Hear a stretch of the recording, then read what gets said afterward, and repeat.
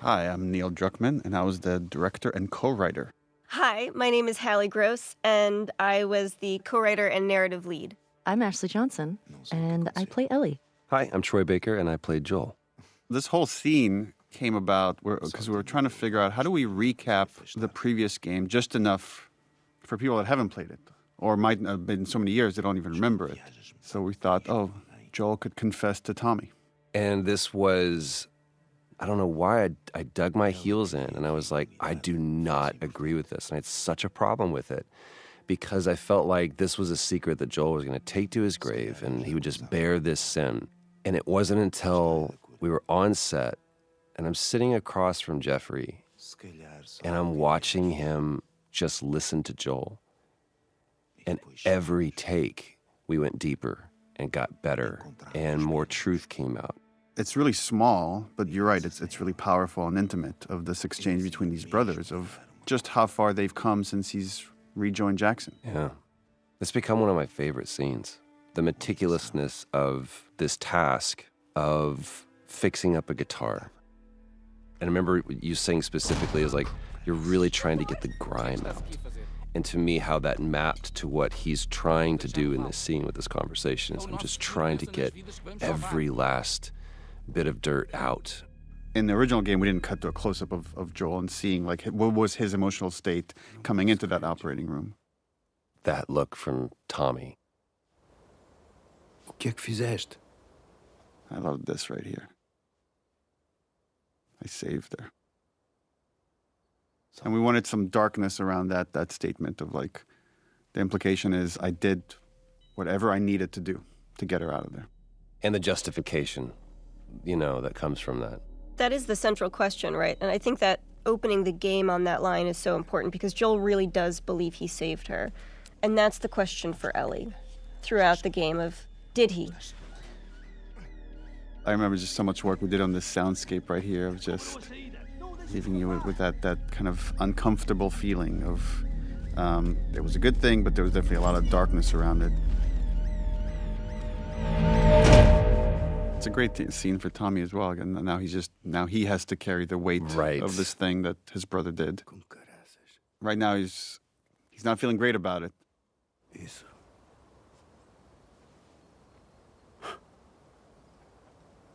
That's a lot.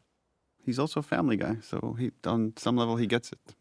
And he gets obviously he knows what Joel has been through and why that decision was so important for him. Disse-lhe que só tinham feito uns testes. There's something to me that hits me every time when Ellie rolls over. Mm-hmm. I don't think I caught it as much. I don't think I was aware of it. Like, Neil, you being a parent, you're more familiar with some of those gestures than I was, or I am now.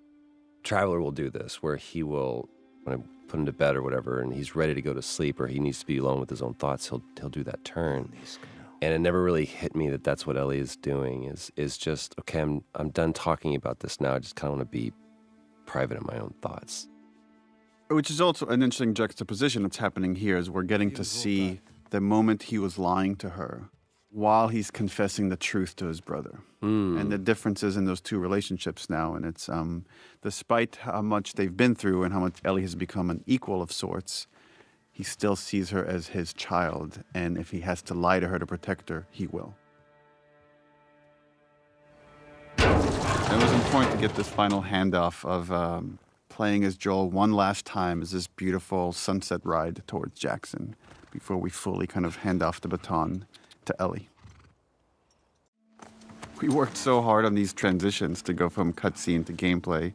And it was just a change in tech that we had from the first game to the second game, where the first game, all the cinematics were pre-rendered. Now that they're real time, there was a lot of effort put into just these seamless transitions in and out of gameplay. Sobre o que estávamos a falar. This is a great moment. Eu era capaz de fazer o mesmo. And you have to wonder, is Tommy telling the truth? Or does he know it's too late to do anything about it? And that's the best truth to put out there. There's also something, it's just occurring to me now, but I think confessing to Tommy really speaks to sort of the themes of the game of how hard it is to be alone and to carry things alone. And even Joel can't do it at a certain point and needs to unload on Tommy.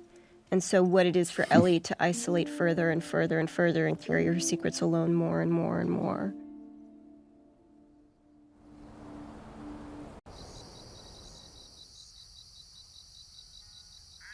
There's her little house. I discovered some people don't realize that her house is the garage. Exterior garage of Joel's house.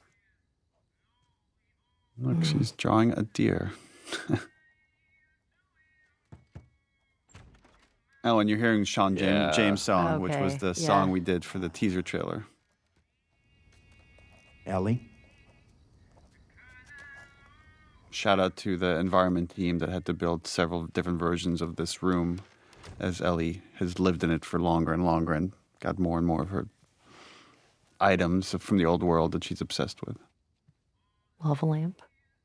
I love this moment of just like, hey, how do you...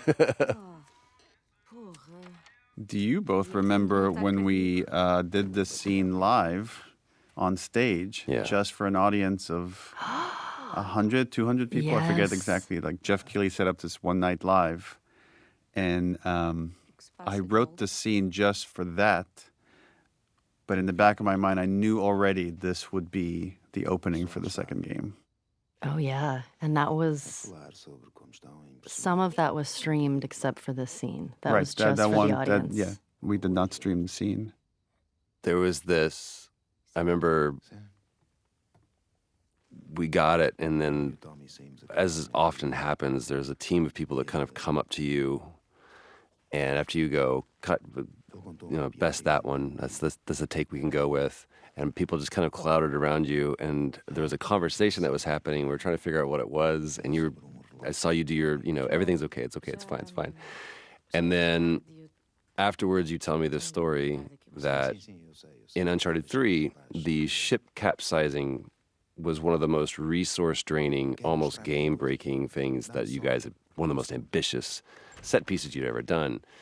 And then in the Left Behind DLC, the photo booth was one of the most resource-draining, almost game-breaking things. He goes, up until you decided to put your thumb in your belt loop. Oh, that's right. Yeah, so actually that's funny because you did that, Joel initially didn't have his shirt tucked in. But in order to honor, again, this little gesture that you did, redesigned his clothing. And the way we did clothing on this game is we actually sourced the actual material and scanned it. So we had to source the shirt, the pants, the belt, scan it, so we could do this one gesture that you did, which was like looping your thumb around your belt. Estou confiando em ti.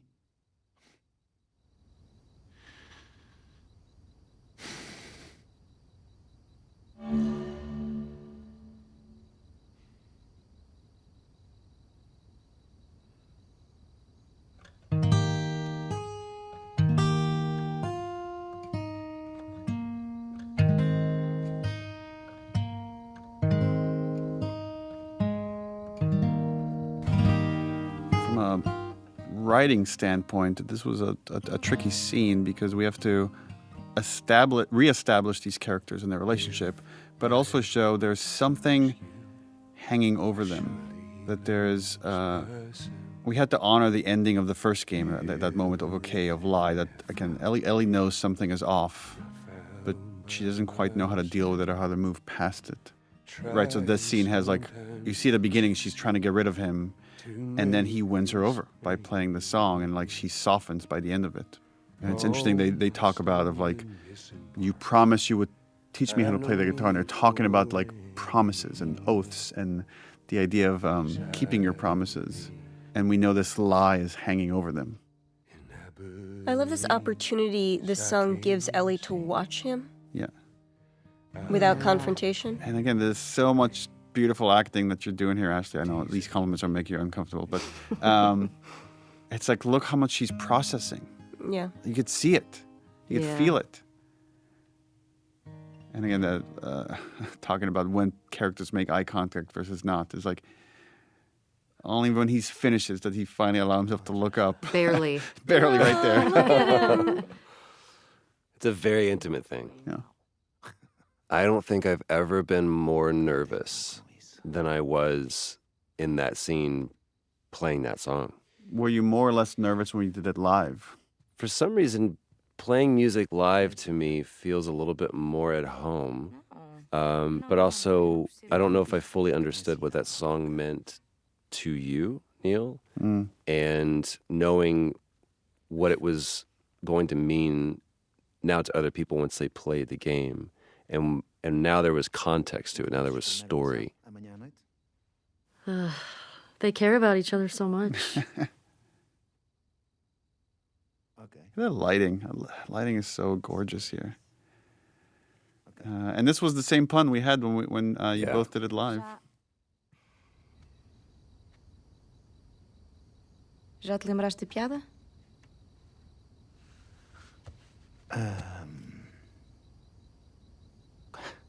And you could see the shift in Joel. Like that song has just shifted the relationship a little bit. It moved the needle. Mm-hmm. He's standing up a little taller. Consome-se muito tempo. I love how much he's just trying to reach out to her on her terms. Yeah. Yeah. He's still got that in Giving him. her space. Yeah. Still got that. Yeah. Boa noite, Ela. And this again, this writing is the same. It's like how this ended was the same as the live version, where you just play the low E.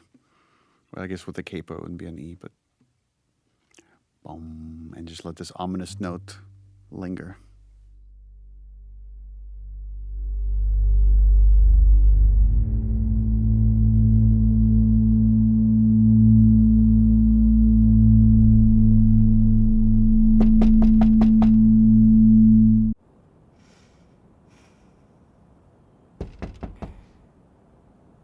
Interesting parallel.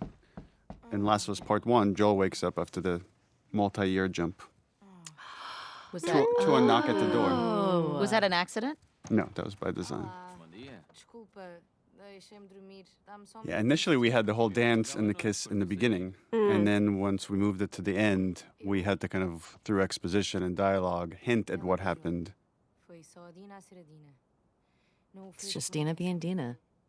Estava a falar da tua discussão com o Seth. Espera, beijaste a Dina? I love that scene kind of plays out like an awkward thing between them as if they had kissed last night, which is really funny. Yeah. You know, it has this like kind of morning after feel, but it's like not about them, which is really charming. Yeah, that's true. This is so Ashley awkwardness right here. I love it. VV awkward. Don't point, don't bring attention to something that I did, please. É bocado barato que tenhas feito isso. Jesse's the coolest guy. He Look at him. is. He's like, he kissed his girl, and he's like, I'm fine. Yeah. Com licença. Oh, Seth. Estás aí, vem cá. Oh, Seth. Yeah, remember this scene was, I mean, so much of the story is about forgiveness and letting go of stuff, and how Ellie specifically struggles with that, and this was a pretty minor example of that. Vem aqui. Turns out I really struggle with it because I still hate this scene. I'm like, fuck that guy. I know, He's me trying. too. Look at him. He's Doesn't work. Steak sandwich. He's trying so hard. Look how he wrapped it with a bow. The way he starts with like, look. Aw. I'm like, yo, look you. Yeah, don't looky hear me. Let's just. Oh, now it's her fault. Great job. Yeah, this scene makes me so mad. Hey, I'm trying to apologize, you little bitch. You're like, what? Fiz-vos de umas sanduíches. Okay. Tem bife? Obrigada, Seth. Didn't we discuss cutting Baguette sandwich because people had such a hard time understanding it at first? Yeah, they kept hearing bacon sandwich. Bacon sandwich. Yeah. Bigot sandwich was a... Baguette sandwich? Yeah. Agradeço-te por isto. O que é que tens aí? Send the Yeah. Forgot about that. Hallie, you wrote that, didn't you? I don't know. It just bigot sandwich feels does feel very Hallie Hallie. to me. Oh, this is Dina's big intro. Oh, here she comes. I'm Shannon Woodward. I play Dina.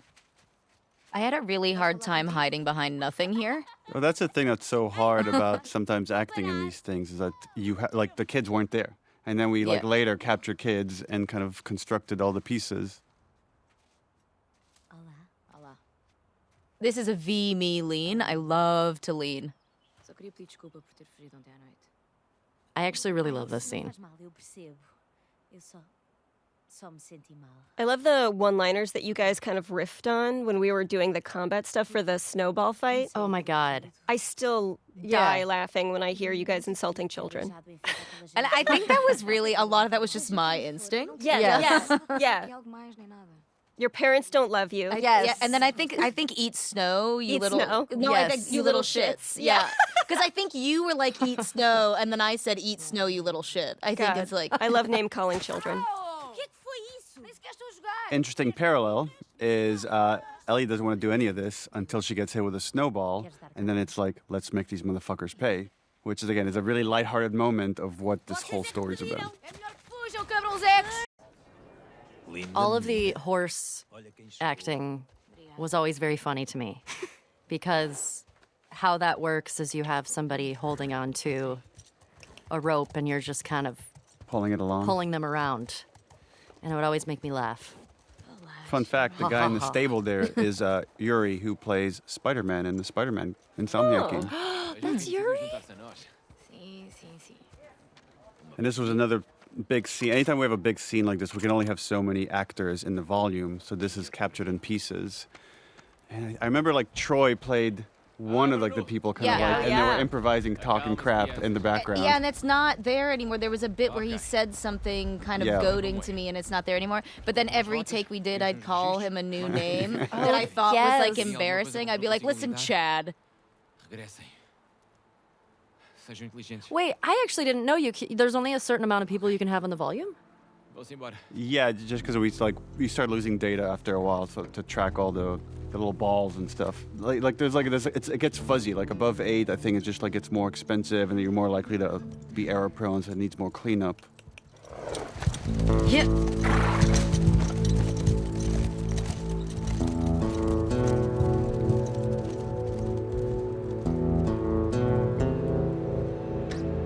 Hi, I'm Laura Bailey, and I played Abby in The Last of Us Part 2. Ominous. And here we have the introduction of this crew, the Salt Lake City crew. There's Neil. Self-insert. And here we have Laura Bailey waking up. This was a repeating motif from the first game of these characters that are haunted by some horrible trauma and can't sleep. The lighting is really nice here. It's really nice everywhere.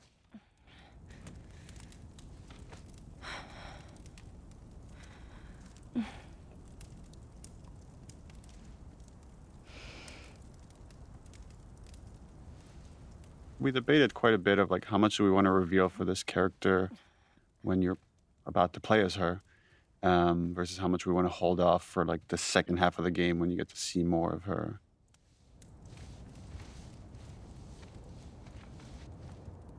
Remember, we iterated a lot of how much snow he should have on him because he was just outside.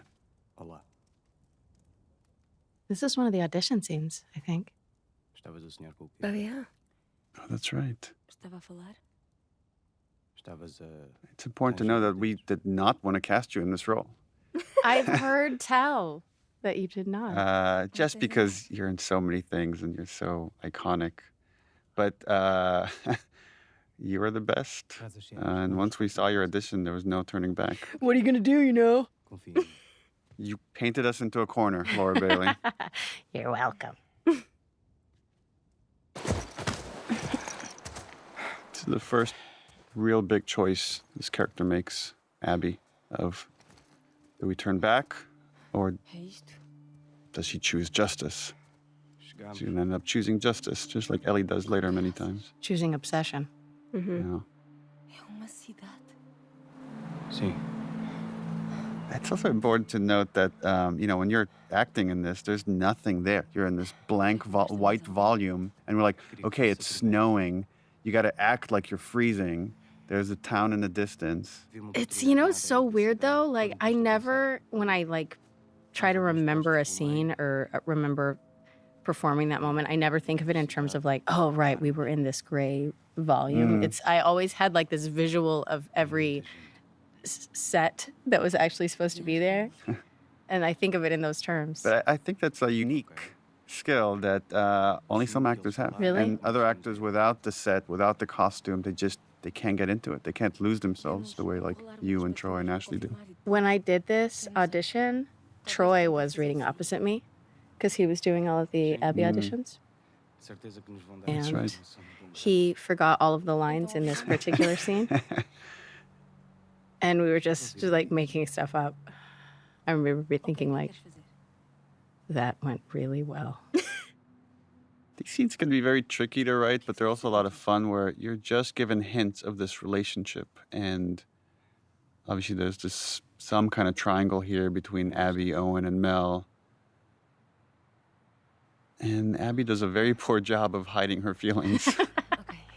Mas não é só isso. Queres os parabéns? Quando o resto do pessoal vir isto, vão querer regressar. But it's just interesting that, Owen, we're setting up here, he plays this moral conscience for this group. And even here, he's trying to give Abby a way out. Abby, eu quero o mesmo que tu. Mas não a qualquer Not at custo. any cost. So it's there's a line here for justice that he's not willing to cross. And she hasn't found her line yet. Well, it's also selflessness versus selfishness, right? He now has, even with nothing else, he now has a baby he has to think about, right? Which is the same for Dina, which is the same for Jesse, which is the same for Joel. But she is only thinking about herself. Well, one could argue she's also thinking about her father, that this is all coming out of love, the love she had for her dad, and the injustice that they all experienced in his brutal murder by Joel's hands. Oh, cá está. Ainda estará boa? A erva estraga-se. Vamos lá descobrir. The infamous weed scene. You're going to talk about how we did this twice? Estás Oh, com yeah. dificuldade? We had a whole other version of yes. the scene that was a little too On the earnest, nose. Yeah. and we rewrote it and recaptured it. It's How do funny you you mean by described it that? as earnest because I felt that it was literally a fight until she's like, "Okay, I love you." It also felt that fight was trumping some stuff that happens later in the theater once we're in Seattle. So this was a moment to give them Passa contigo. pure innocence before we go on this violent journey. I remember, Neil, when you pitched the idea that she throws the glass, and I was still to this day, I'm like, but what if you smoke glass? I Yeah. got What if you really smoke concerned. glass? It's true. Yeah. Quer dizer, vamos ficar aqui presos por bocado, não é? Kissing scenes in performance capture is really hard. I feel like the hardest part about it was when we would have to do the ones where we would have to be standing apart. Oh, yeah. Oh, And Yeah, then that was really embarrassing. we would just have to be Yeah, with ourselves. we had one where it was just you standing there with your face turned to the side Ugh, and I just kind of can't kissing the air so we get the pure facial reference that isn't obscured by And then Shannon's I was like, big head. why do you need the front of the face? The front of the face is being used. Well, because they animate it from all angles, even though you only see one Yeah. side. I feel like if I had to do this with anybody else, it would have been even more uncomfortable.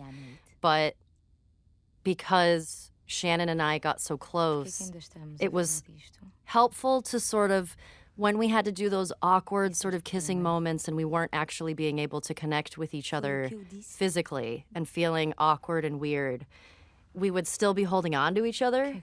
So it still felt We were minorly cuddling. minorly cuddling. So you're like, well, at least there's a little bit of something here. Intimacy. There was still Yeah. some form of intimacy that was all right, I still feel safe. I don't feel like I'm flapping in the wind. And you're in a brightly lit room. Very brightly with lit a room. bunch of technical engineers standing all around you. Yeah. But we found ways around it to sort of still be able to, you know, connect with each other and not feel so weird. I mean, what you're doing is, I think, pretty hard. You're trying to convey years of relationship with this your best friend, and it all has to come across like there's just so much history, and yet there's this still awkward thing that hasn't been realized until this moment. Já te viste ao espelho? Até me dás vontade de voltar para a tempestade lá fora. She's got to flick that joint really aggressively in a second. Ellie's so cool here. Look at how cool she is.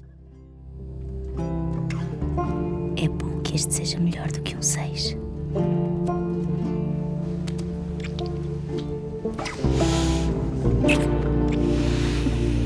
Yeah. The flicking always made me It's uncomfortable. very I was aggressive. like, what if it catches on It's fire? a very dry space.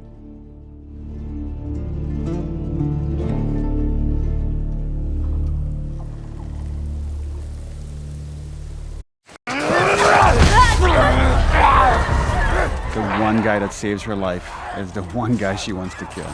Well, I think it speaks to the nuance of atonement, right? It's like she ultimately will save 2 other kids in trouble. But is that enough? Does that make up for anything? So we wanted to create a scenario for them where, again, and Tommy trying to do the right thing and create some trust between him and Abby, he inadvertently reveals who they are. And you could see right there, like Abby has this reaction that only makes sense for players in hindsight, knowing who she is. But now her goals become different, not only to escape the horde, but to get these 2 back to her people. This is where we see Joel doing something that, for us who have spent so much time with him before, is preternatural to him. It's to trust someone is really, really hard, but he's choosing to do it.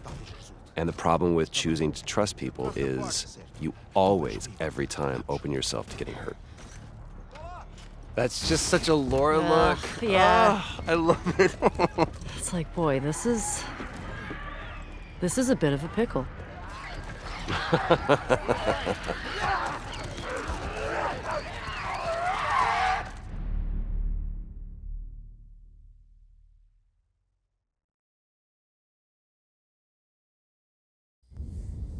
This is Então, the esta aqui. Lethal Weapon 4 comparing scars. I love it.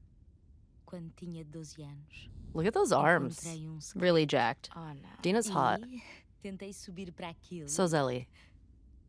They're hot. E aquilo Yeah, só we're me hot. disparava Yeah, we're hot. dos pés. Ei, I como é que remember fizeste essa armpit cicatriz? hair being a large Armpit discussion. hair with at the Ashley office. Swadowski, who was our character art director. Oh. Yeah, and how much body hair should the girls have, and what are we okay with, and like let them be natural ladies. I love it.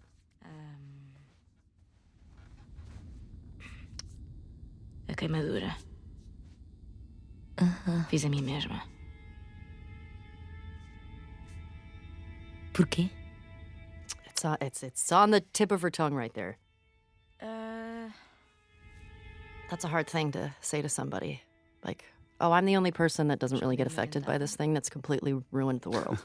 Aqui. Now I'm trying to remember, does it make it in that I'm like, I told you something true? It does. Yeah. It does. This still happens. Yeah, way to punch This her. scene, because we did it twice. Sometimes I'm like, I don't remember which. Parece Because que we, both times we did like, it was like 5 hours. isso Yeah, they were big Yeah. days. monte de marcas de dentes e quistos e... Ow! Vai-te lixar. What? Hey! Eu contei-te uma história verdadeira. Eu também te contei uma história verdadeira. Queres uma dentada? Oh, God. Oh, here comes this scene. Steven. I remember Shannon, how angry you were at Steven. I wasn't angry at Steven. I couldn't tell why I was mad, and then this was the only real thing I actually fought for was this. Was to make him turn around. I was with you, and I was like, he needs to turn around, and you were like, why? And I was like, and it took me a while to explain it to you, and then when he did it, then you were like, I get it. Because I was like, no, because I have to protect her. Pretty sure that was in the script. but No, yeah, it you might wasn't. be It right. was the only argument we had. It's been 3 years. I don't remember. Oh, You're probably yeah. It right. was I actually, remember this. It was the only thing I argued with you about. And it was because I felt so protective of Ashley that I knew it was right. That I was like, because we were so close, that I was like, turn around, she's naked. Like, Yes, You know, because you guys knew each other intimately, but Yeah. Ellie and Exactly. And because I had to, like, I wanted to prove to you that I was loyal to you and not embarrassed because he was there. But I love it. I feel like it shows so much about how strong Dina is and how loyal and sort of just, I don't know, I love that. I feel like that little moment says so much about Dina.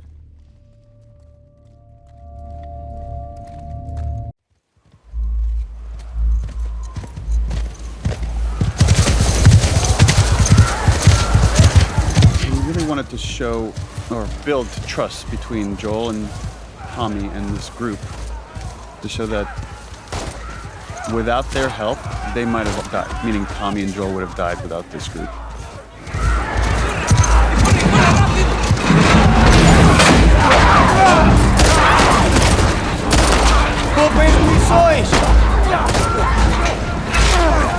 Another one where I think I'm like screaming out to all like the actors, okay, now they're burning, now like there's a lot of fire. And you gotta speak up over the storm. Again, none of those elements are there.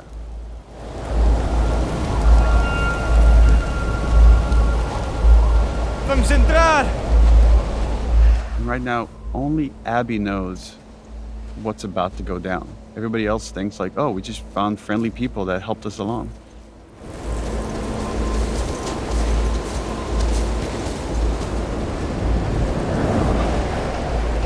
We captured this all as one go, from here all the way to the golf club hit. And initially we had versions of it where it was edited to be multiple cuts. And then it felt like it could just be way more tense if the whole thing was one shot. Required a lot of stitching of different performances and different elements, and some tweaking of stuff in animation. But yeah, I find that this scene has so much tension, the way it now moves. We rehearsed it so many times before we shot it to make all the moving parts work. From a directing side, that this can be hard as well because you're trying to pay attention to so many actors and making sure it's all feeling honest and authentic. Deviam voltar connosco para reabastecer antes de partirem. Agradecemos. Again, there's no ambush here. They're all being authentic Aquele é o meu irmão. until this moment. And now everything has changed. We knew this was going to be the most controversial scene in the whole game, and the intention is that it is brutal and it is hard to watch, which obviously as a player is really difficult to go through, but it puts you in alignment with Ellie. You're watching this devastation to this man that you've come to love as a character, and now you're watching him be brutally murdered. And it should be upsetting, it should hurt. A lot of people are still really upset about it, but what a faster way, I can't think of a faster way to help you understand why Ellie is going to go as far as she's going to go, because we're there seeing how this thing was stolen from her.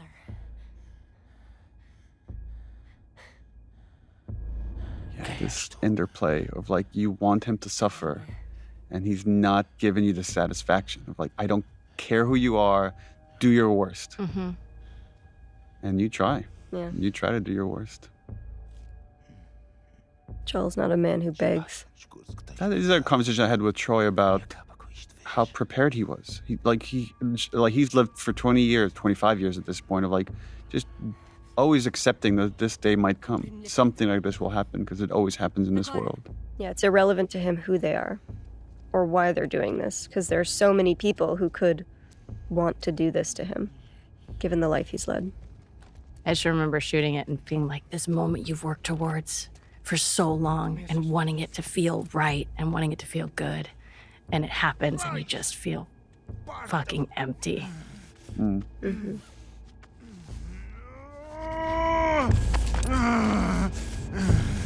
I think we've talked about it, Neil. Like, you had talked to me about this role and you told me about this character, Abby, and you told me what you were planning for her. And she had like a different story, I think, at the time, how they met and everything. But I was excited and terrified because, like, as a player, that's traumatizing. And I didn't know how people were going to react to it.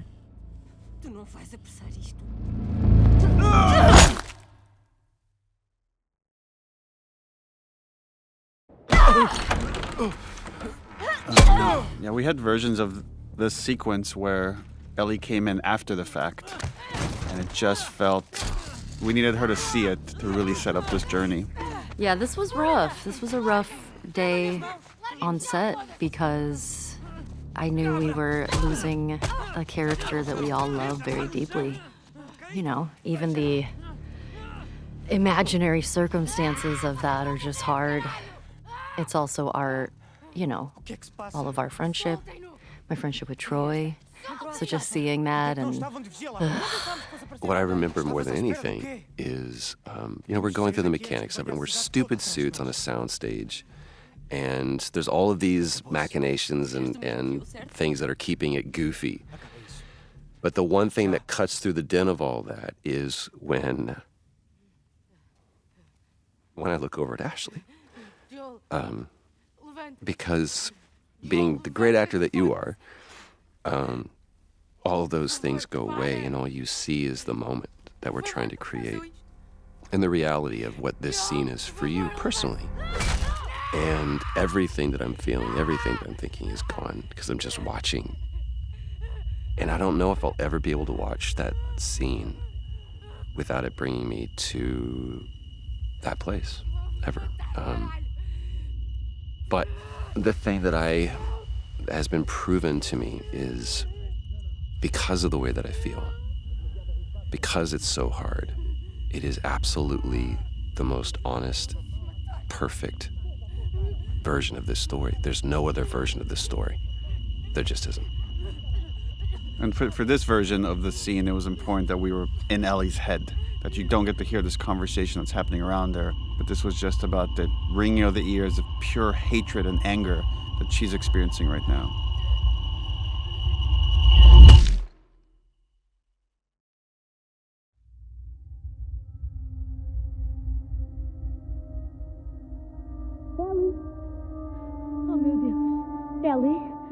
And just this final look right here where she sees him and you can't fix this. Well, she's going to try to find a way to fix it. Yeah, she's gonna try to find a way to fix it in the best way she knows how.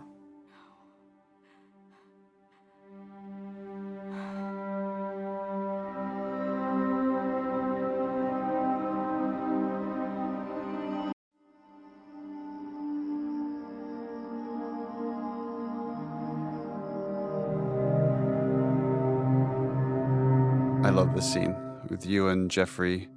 Brings you Tupperware with food. Oh yes, this was one of my favorite scenes to shoot. I love working with Jeffrey. You're so brilliant how it goes from this really sad, mournful place to just slowly rage over time as you're not getting what you want. Also, this emptiness you have just from that look out at the window there to like this, that like bereft. It's just really right on point. It's just so good. Olá. Hola. Jeffrey here is quite brilliant. Is like Yeah. he wants to go after the people that hurt Joel. So there's like the emotional part of his mind and the rational part, and they're kind of in conflict here. And like he's trying to do what's best for Ellie, which is to say it's not worth it. I also really love how the blocking of this scene worked out, because I love that neither of them can look at each other. They're not facing each other. Oh, and Jeffrey's voice. It's so scrumptious.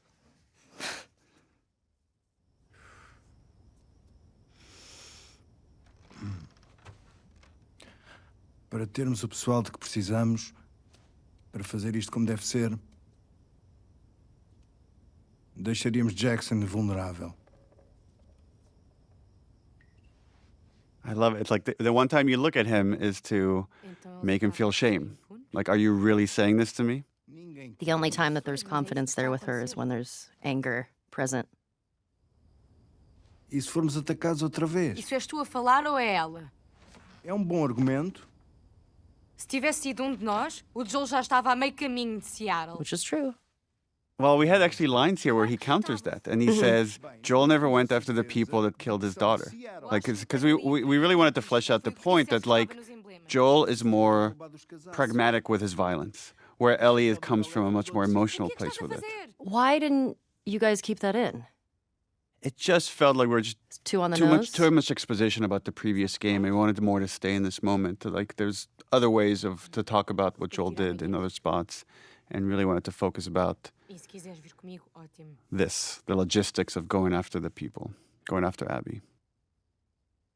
Não faz ideia de onde te estás a meter. Não sabes quão grande é o grupo Don't deles, care. quão armado. Não quero saber.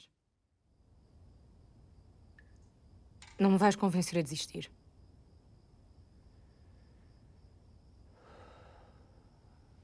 Again, this moment of decision where he's like, in order to protect her, I'm going to have to go by myself. And he's like, now he's lying again. Not dissimilar to Joel lying to Ellie to protect her. Dá-me dia, Right? That gave me a day's bullshit. ok? Há de haver pessoal que possa vir. Why the choice of the hairpiece coming down? The little hair string Bem, for temos no Tommy. plano. There's a little bit of design, like Abby has something similar as well. So it's like there's what animators call secondary movement. So as when he's moving around, there's physics on the hair. And just one more way to bring the CG character to life. Yeah. It's also such a flex because it really So doesn't hard. look good in other games. Like it's Yeah. just like it looks amazing, and it's like it feels it's just like such a subtle flex. Like look what we can do. Yeah. I love this hug that then it's just too painful for the two of them. They can't stay in that moment. That's too uncomfortable to be vulnerable. Got too much shit to do.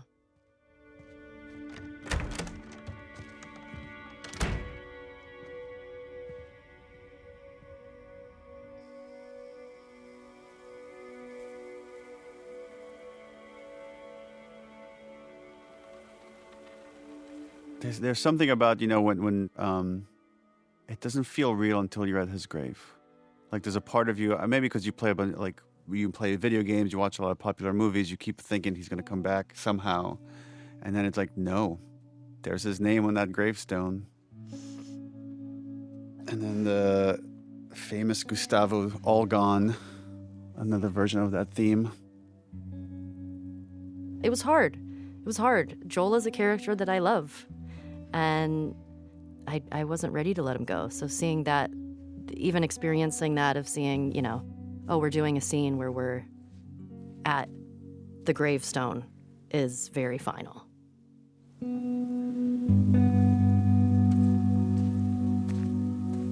I love it. I love that Dina was there the whole time and we didn't know that yet. Not looking on, just sort of giving Ellie her moment. I remember when we were doing that, I really did feel like I was like really trying not to listen to you. I felt that too. You did? Yeah. It's like I'm right here if you need me, but It's I'm like, not but listening. I'm not listening. You have your privacy, but if you need me, I'm here.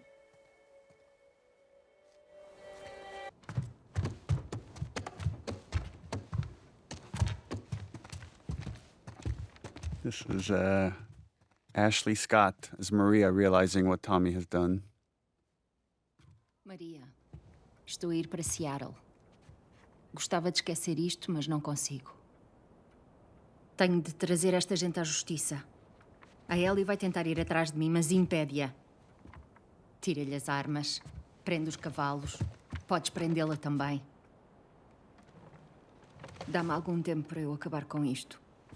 Amo-te para sempre, Tommy. Ele está a ir para a morte dele. Ele devia ter-me levado com ele. I like that she hasn't thought at all about she's just going. She doesn't even know what she's doing, what she's gathering. Zero plan. And Maria knows this, right? Maria knows her, like a parent of sorts, and to say, okay, well, if you're going to do this, here's some stuff. Tu vais com ela? Damn right she is. Ride or die. Foges daqui à socapa? I love that those little moments with Dina where you see the snarky bits. And it's funny because, like, this whole section here, I constantly felt like anytime we were dealing with Joel or anything about Jackson there, I was like, oh, this is none of my business. Like, it felt like I shouldn't be there. And even in that scene there, too, it was like, well, I mean, yeah, I'm going with her and I'm here to be with her, but all of this stuff predates me. So all I could do were kind of these little things that were almost like for your benefit to, like, kind of support you or be like, I saw that. That was a lot. Are you You're okay? like, oh boy, she's a lot. Yeah. Faz-me favor e It's that weird feeling of letting someone that's grieving have their space, but offering yourself to help them in any way you can.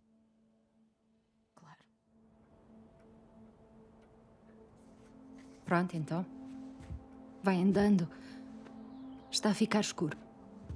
I really remember the end of this scene and this look that I give you. Like, well, that was a lot.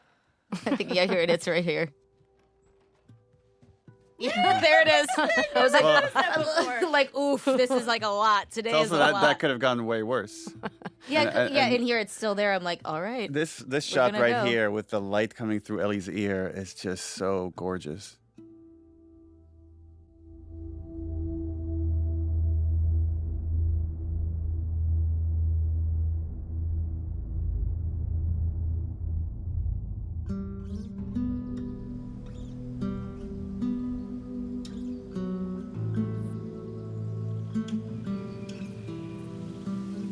Estava um caçador em cima dele, a afogá-lo, e o Joel não conseguia chegar à arma.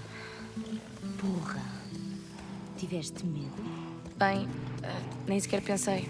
Eu só corri para lá, agarrei na arma dele e dei-lhe um tiro na cabeça. Que idade é que tinhas? 14. E tu, que idade tinhas?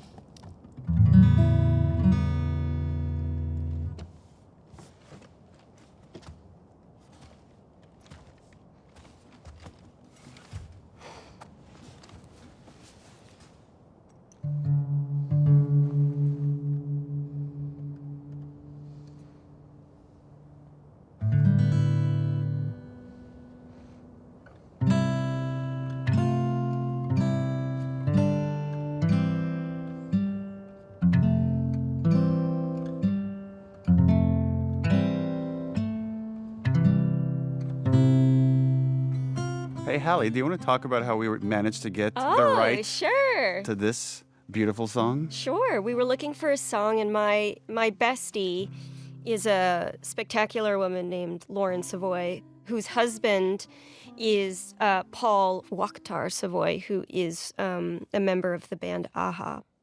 And so I reached out and said, would it be possible to get this dope-ass song in the game? And they were like, yeah, let's do it. That's amazing. That's great. So it was just a lucky happenstance that we were able to pull it off. But it's great because now like two of my favorite things are combined forever.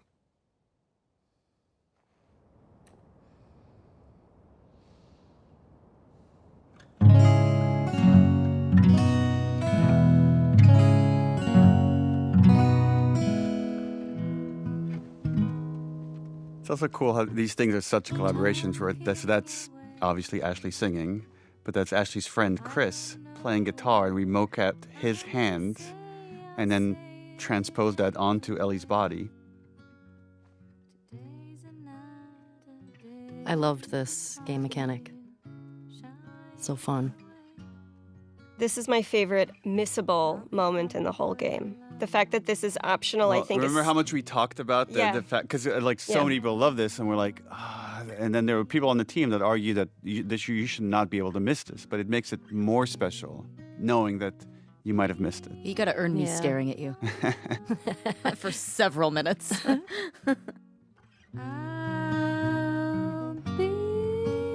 Such a good cover, too. I mean, I wouldn't say it to Ashley's face, don't look over here, but like, it's pretty solid.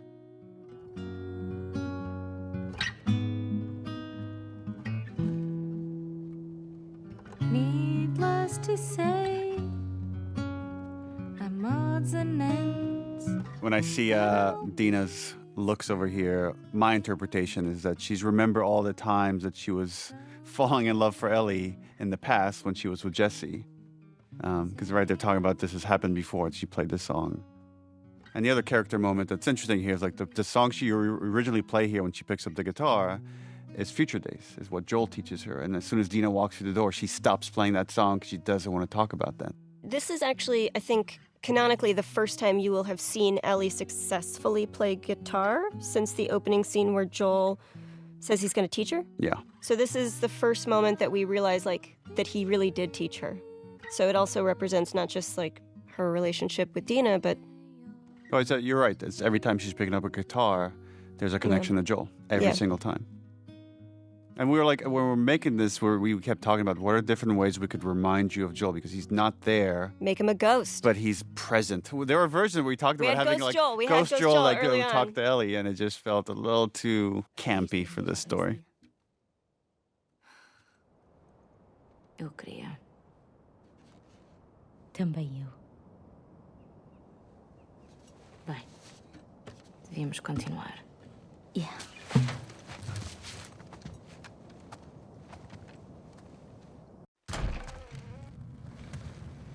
Oh, the Tommy torture scene. So we got to see Joel do this scene in the first game of interrogating two people. And now we get to see like the aftermath of having this interrogation done by Tommy. Just shows you what he's capable of. Isto foi o Tommy. And then later we get to see Ellie try to do this. Impossível. Right, and at this point for Dina, she doesn't really know about Tommy's past. She doesn't know that she doesn't have the privileged information that Tommy used to be as bad as Joel. And she's just really sort of seeing that for the first time. Because she knows like the reformed Tommy that lives in Right. Jackson, that helps everybody. Right. Está aqui outro. Yeah, I remember we iterated a lot on the lighting of this room and trying to give it the right vibe, that it wasn't too bright or too dark. Não o reconheço. And that's really important. I don't recognize him. That shows Tommy killed someone that wasn't involved in Joel's death. That there's already starting to be this cost of whether this person is innocent or not, is who knows. No, he wasn't. Faz uma pergunta a este gajo, mas não o obrigas a falar. Obrigas a escrever.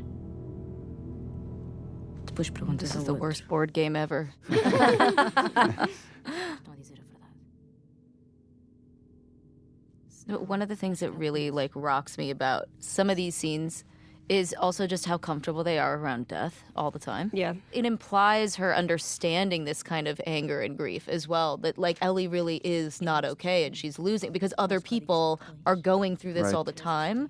And so like it's those little things like that that really like moved me when I was actually playing the game. I was like, God, this is fucked up. Like And right around this area is where we have Dina mention her sister and how she was never able to avenge whatever happened to her sister. So she has this unfulfilled thing, and she knows how traumatic that can be, and she doesn't want that for Ellie.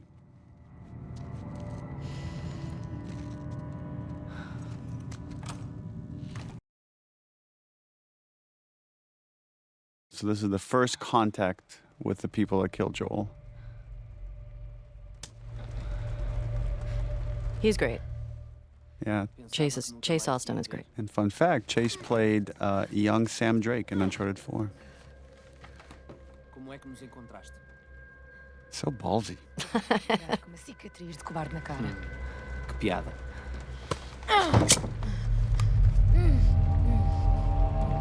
Quantos é que vieram contigo? Só vocês as duas? I think that's what Ellie really believes, that no matter what, they're going to get what's due. Like there's like some cosmic karma thing going on. I feel like she has to. Or she's just bullshitting him to make it believe that there's more people coming. Viste que matámos em Jackson? É. Esta miúda estava lá.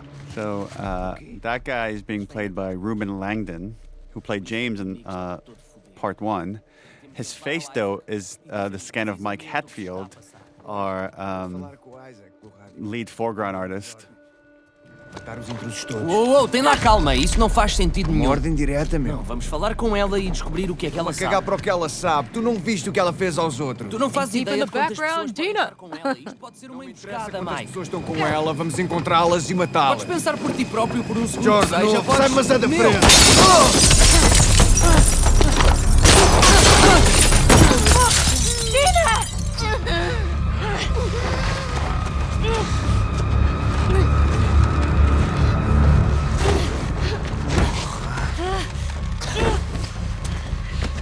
Não ter vindo aqui.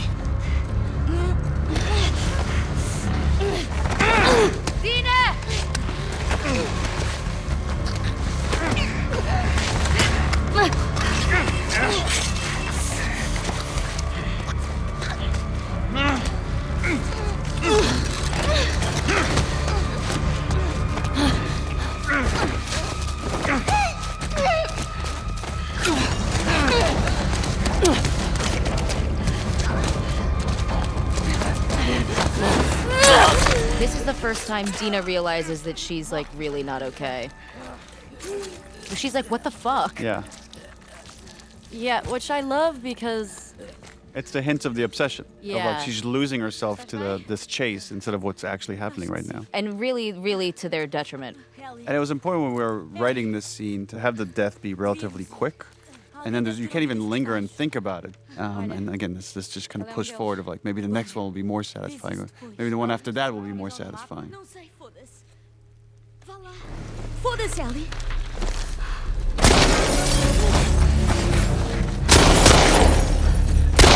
Eu...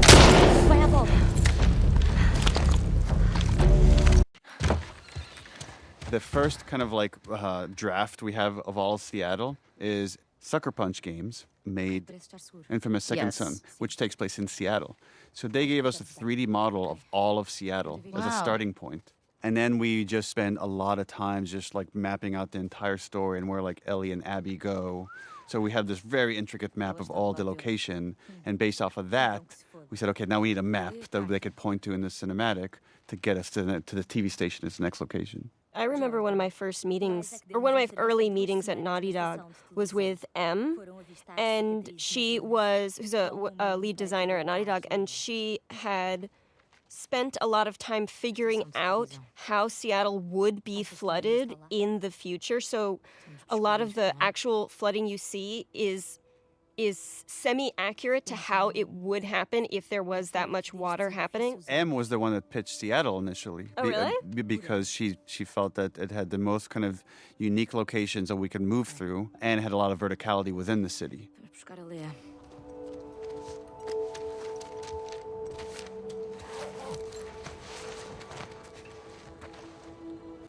Ai, olha. This is You the tell me. foreshadowing pregnant scene. This is my least favorite part of my performance.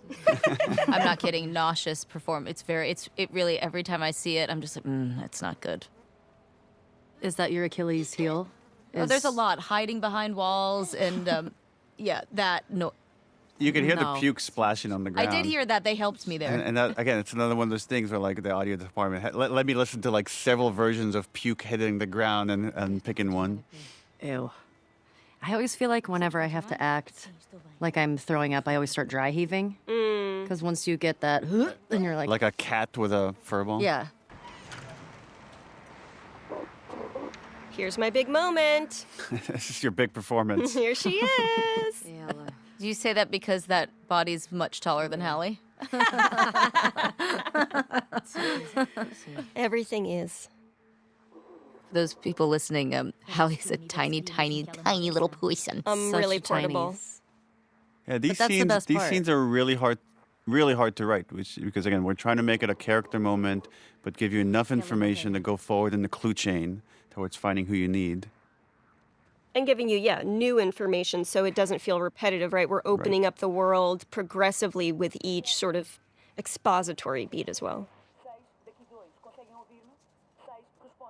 There's this really nice beat at the end here where like Dina calms Ellie down and takes the pictures from her. São eles todos.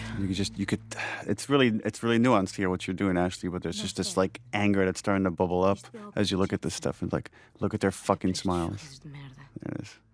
Just looking so happy. There she is. É ela. Laura Bailey.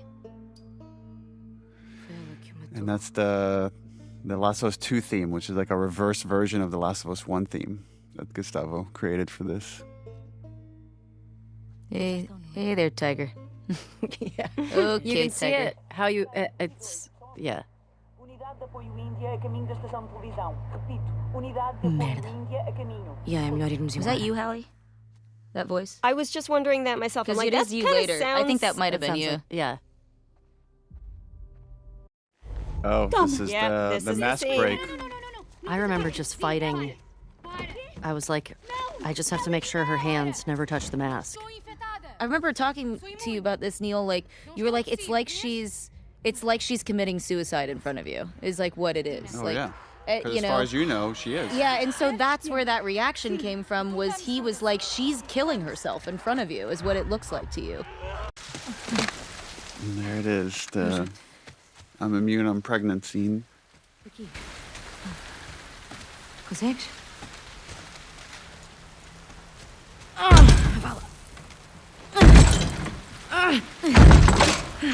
Yeah, it's just, this is where the obsession, I think this is the first time it's really getting in between them, that there's now personal conflict starting to form. Yeah, there's a real standoff towards the end of this scene, too.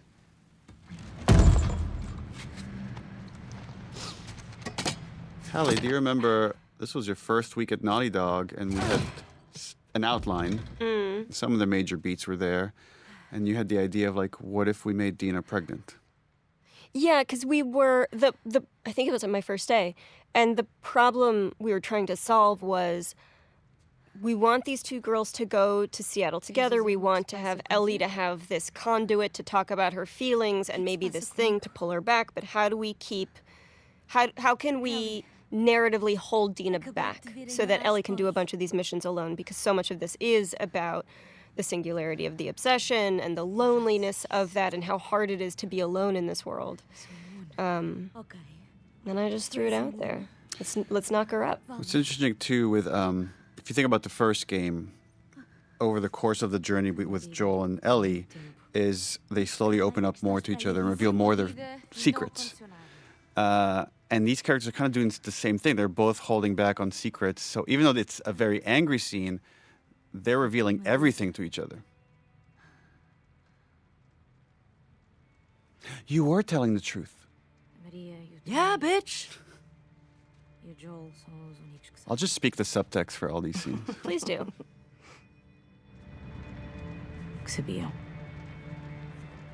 I found this scene really hard because it was one of the. I mean, we literally. You have two very like big reveals or reactions that could have been like really soapy if I did it wrong. You know, it's like the I'm pregnant and also like the chemical burn. You know, like that. That's really tough. It's and, because I remember we talked a lot about that, which is.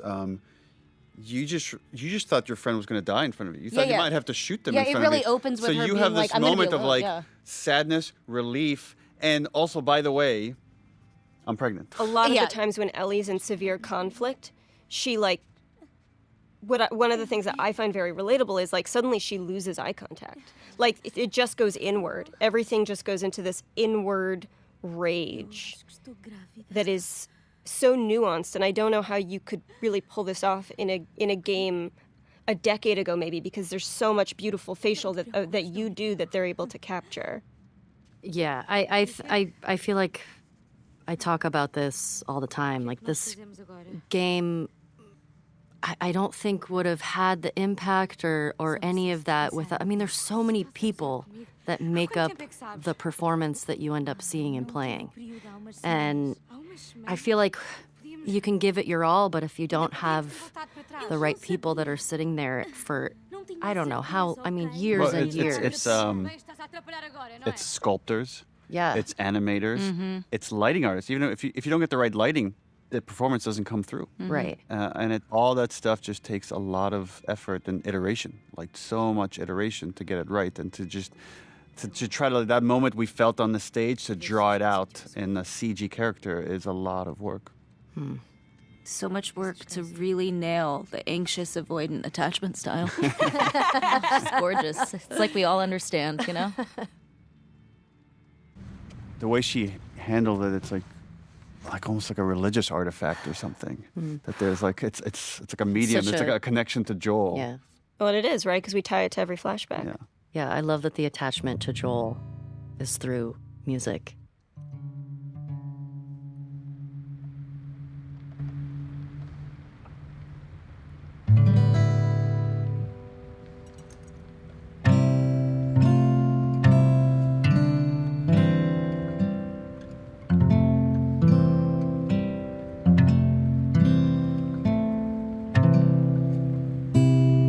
It's funny, over the course of shooting this, how long did it take to shoot?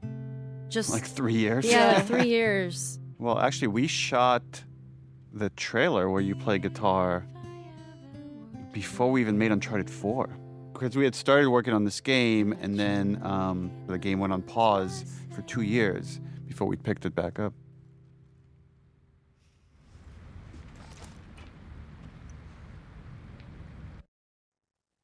Hey, look, Ellie's learning. Hey.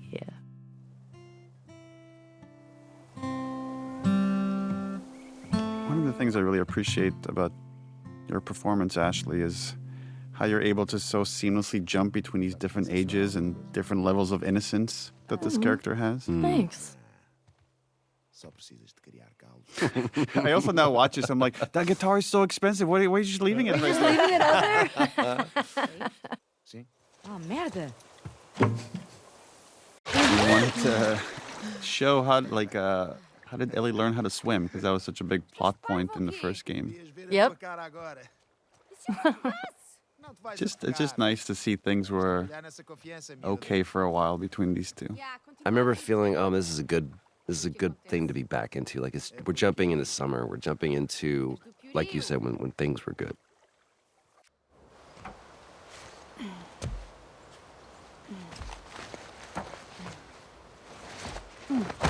This is a culmination of so many things, right? So for this moment of just Ellie's love of space, of Joel wanting to make this moment just beautiful for her, her Walkman.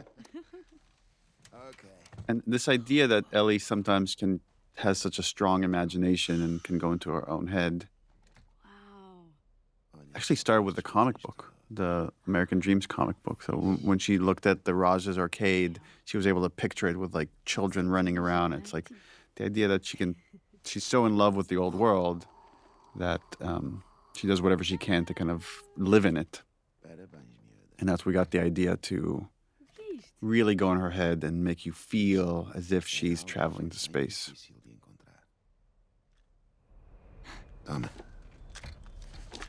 There is such a unique nervousness, anticipation, and joy that comes with a parent trying to give their kid the perfect gift. Right. And if they like it, it's the best feeling in the world. And if they don't, it's terrible.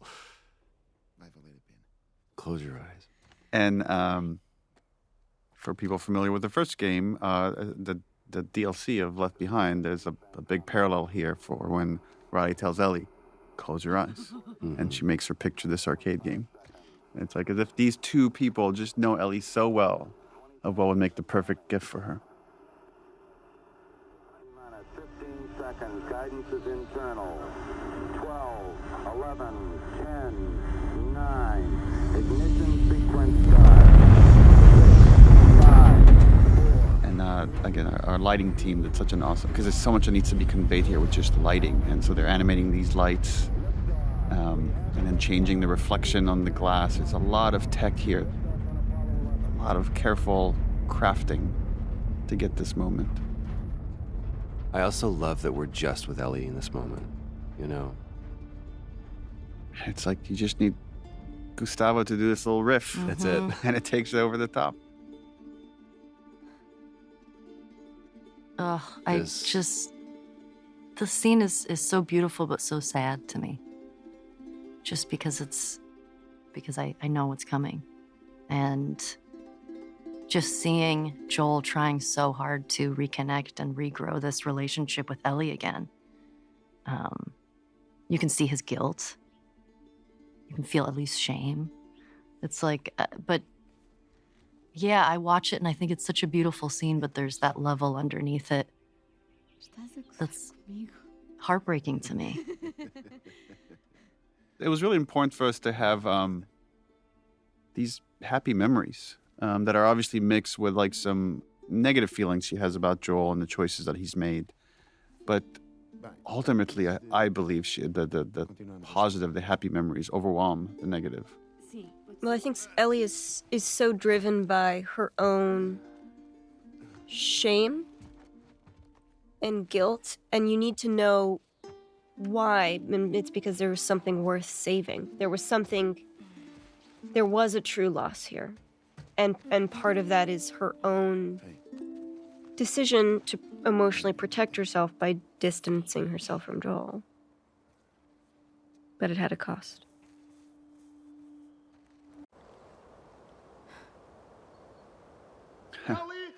And no matter how happy a sequence we have, it's just this lie and this choice that Joel made is hanging over these characters. As a reminder for Ellie is like, you can't fully let this thing go.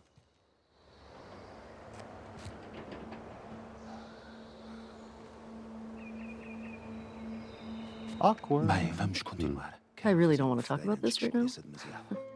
It's always so exciting to see, because obviously when we're shooting this, we're on a soundstage and I picture us being there, but it's always so much better when I finally see it in the game. It's always such a better version of it than I had in my mind.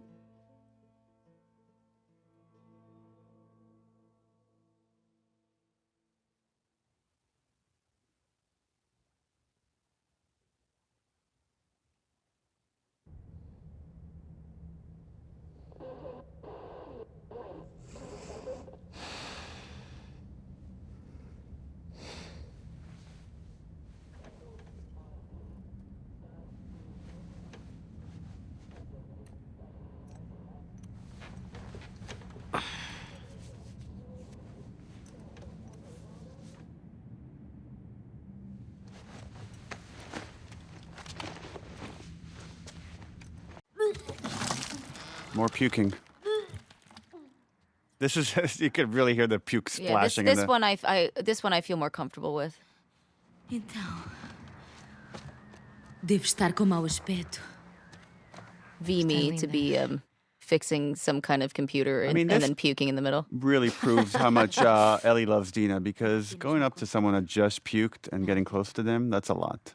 I mean, to be fair, she did stay up all night tracking the radio stuff. I know, but she also puked. Like, listen, if I had to date one, I think Dina. Oh, for sure. For sure. I would steer clear of Ellie. Se calhar o Tommy apanhou-o. Se calhar. E ela? There's this moment, again, we don't, Ellie doesn't, just, there's a moment where she looks to Dina and then she realizes, like, how much Dina's been doing. You could see the appreciation in her face.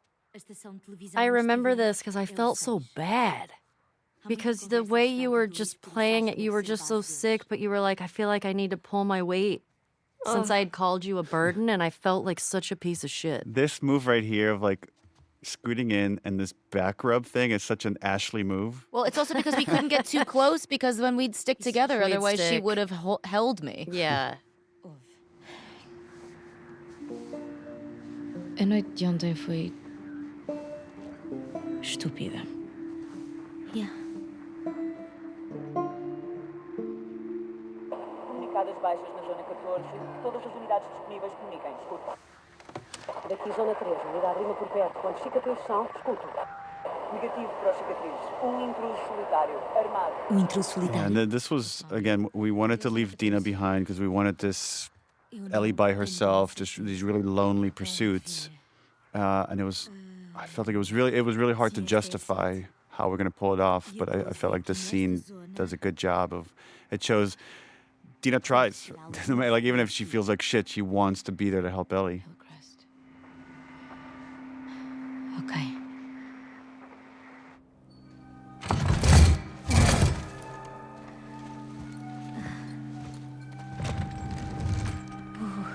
In The Last of Us, there's a lot of totems that come to represent certain people, whether it's Joel's watch, Ellie's switchblade, the guitar that's shared between Ellie and Joel. And now it becomes this bracelet that Dina gives Ellie as a good luck charm. It's like this khamsa, which is a very Middle Eastern thing that was very much in my family.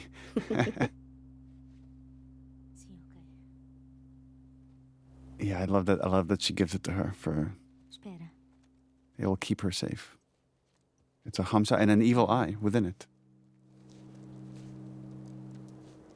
É para dar sorte. Não acredito na sorte. Did we ever establish how Dina got that? Whether that was from her sister? I think it was from her sister, but... Yeah, that's what's in my mind, but I don't know if we ever explicitly say that. It's lot of like foreshadowing here too of like the splitting up and then later the splitting up at the farm.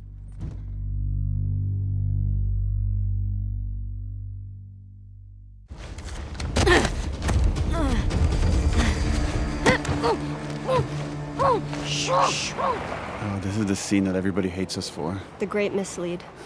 The great mislead. Yep. I guess maybe we should talk about that. When we released that first trailer for the game, a lot of people guessed that Joel was dead. And we were worried that after that point, it'll be too obvious. So how can we throw them off the scent? And that's when we came up with the idea of swapping Joel and Jesse here, which I have mixed feelings about in hindsight.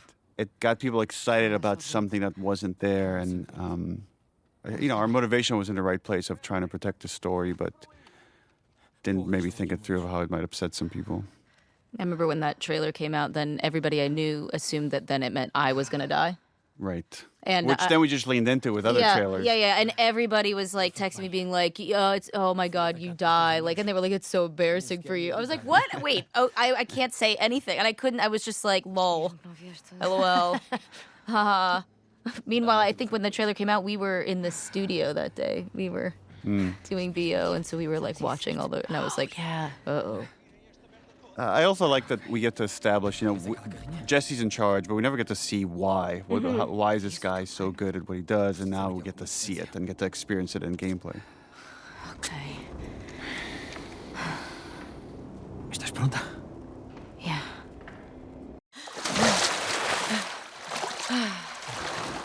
Yeah, and The Last of Us, unlike Uncharted, we don't rely as much on set pieces, especially big stuff like this, but this was such a climactic level that we called Rescue Jesse, that we wanted this climactic driving sequence where they crash in the water. And then there was a lot of debate of like design-wise, do we want to walk all the way back to the theater? So decided against it. So this was just to set the tone that Ellie and Jesse got away. They are not being actively chased. And this is just a little trick that we do is pull the camera away from them, and then that will allow us to cut to where we need to place them.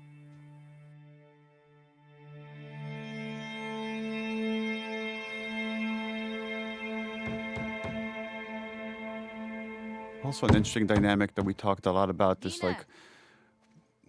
triangle between Ellie, Jesse, and Dina. And the thing we really didn't want to do is any sort of jealousy about are Dina and Jesse going to get back together. Like it was never about that. But it was just more Ellie feels isolated. And in some ways, I'm curious to hear what you think, Ashley, but I think she kind of wants to be. She doesn't want to be part of this reunion, and she just wants to dwell on what's next. Yeah, I mean, that's how I feel like I was trying to play it, because I can relate to that when you're like going through something and you're like, I don't want to go through this with anybody else because it's going to be dark. So I'm just going to do it myself. That sequence takes us to one of the flashbacks. There's a whole history with Joel and how Ellie feels about Joel and what Joel did in the hospital. And she doesn't let Dina into any of that. This is just their own personal thing that she's carrying, and she's still wrestling with that after his death. Ellie is very not great at talking about her feelings, which I think is why she's on this mission, because she's not using her words.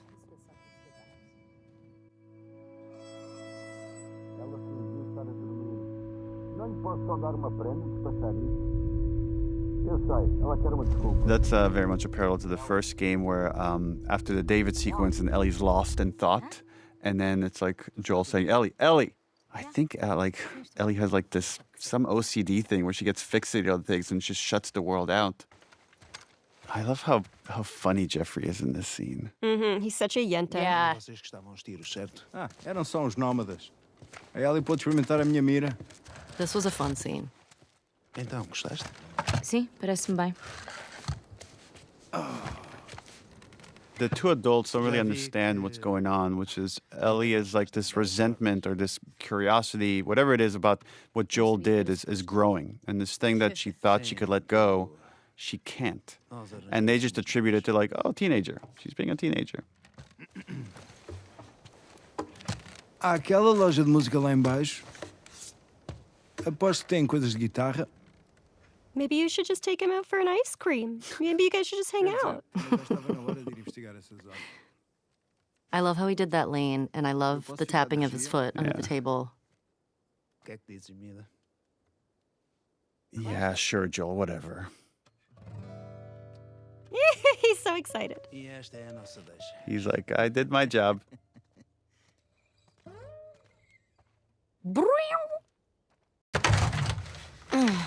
Yeah, the engineering of this scene, it was important to show that the constant cost of having not made a cure. Okay. And here we have these two runaways from Jackson that have succumbed to the infection. And one more reminder for Ellie that things could have been different.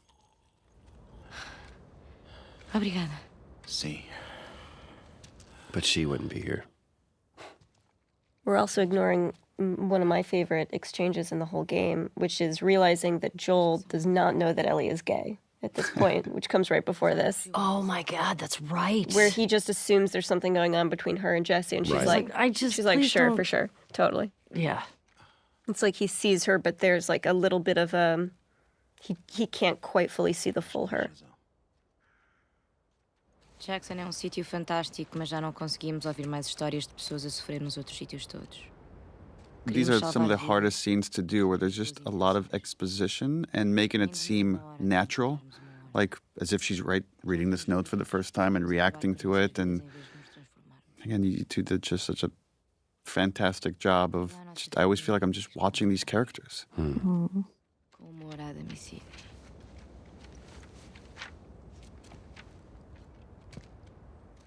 I love the lighting here. Just the way it's framed and silhouetted. It's so Into simple. the wood planks. So pretty.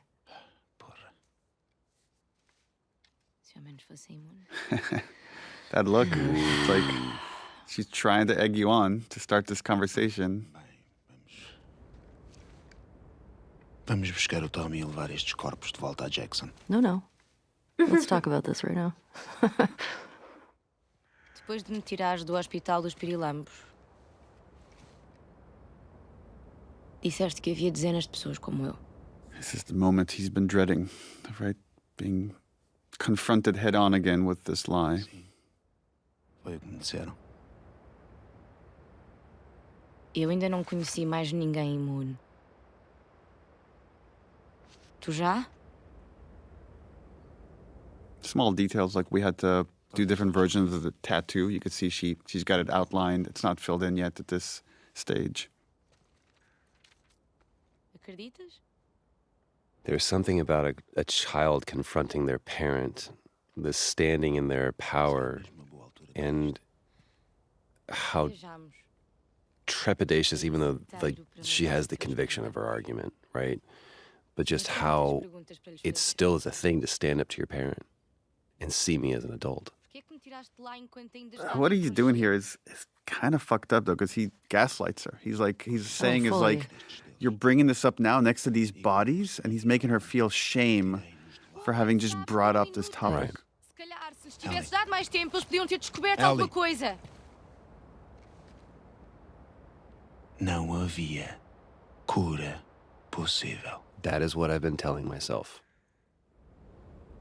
Não há nada que possa ajudar estas pessoas ou quem quer que How seja. many times have I told myself this? Like, if she ever asks, this is what I What will would I tell say? her. Yeah? Sei que gostavas que as coisas fossem diferentes, também eu gostava. Mas não são. And he just shuts it down. Mm-hmm. Again, it's such great performance with very little dialogue, but you can see how it's just breaking her heart because she doesn't believe any of this. No. Ou queres reavivar mais alguma coisa?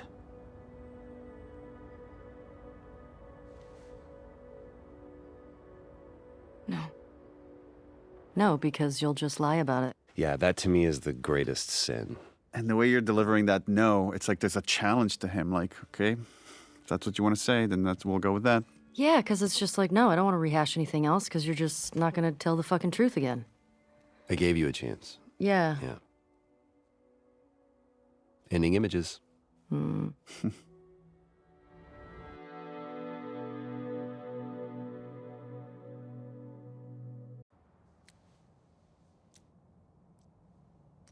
Oh, I liked your action here, Shannon, which is use your teeth to cut the thread. Yes, same. Did I do that? You did. Mhm. Yeah. That adds up.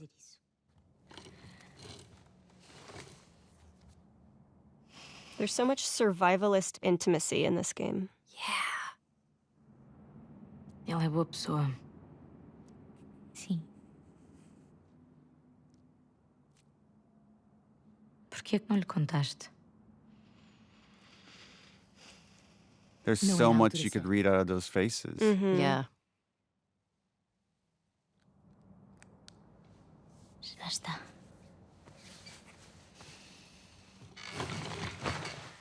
Então é isto. Alguma coisa de jeito?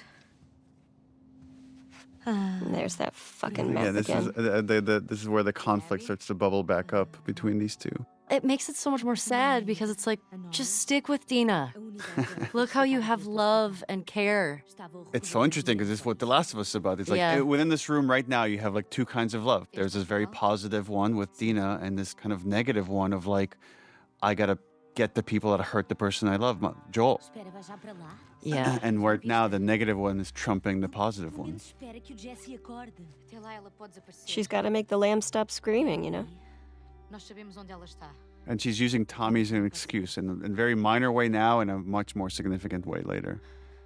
And it's funny. It's like all these people, like Maria, Tommy, and now Dina realize I can't convince her otherwise. She's just gonna go do it. So all I could do is support her.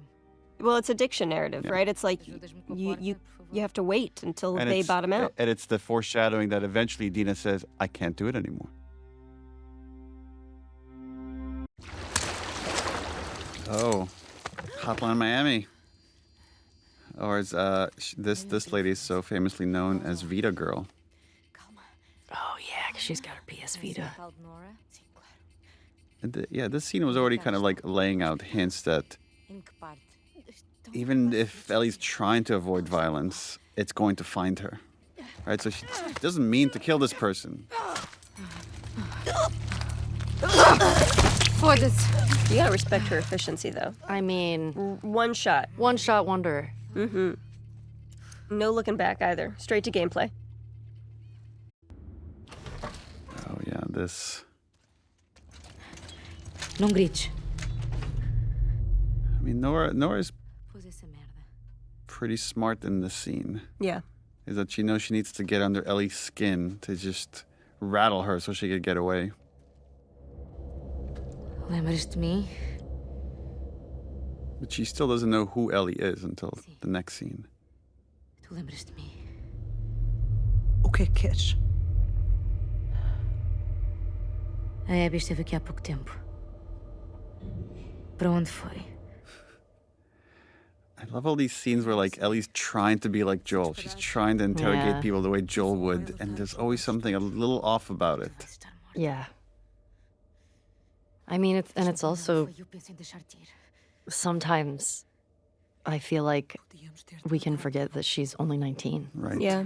And she doesn't want to hurt anybody unnecessary. Merda dos Yeah. Jackson. But just going on this journey is like you're not going to be able to help it.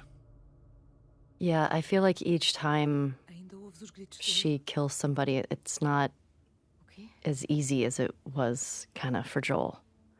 Because each death feels like it's leaves something with her. Sim. Sim, aquele filho da mãe teve o que merecia.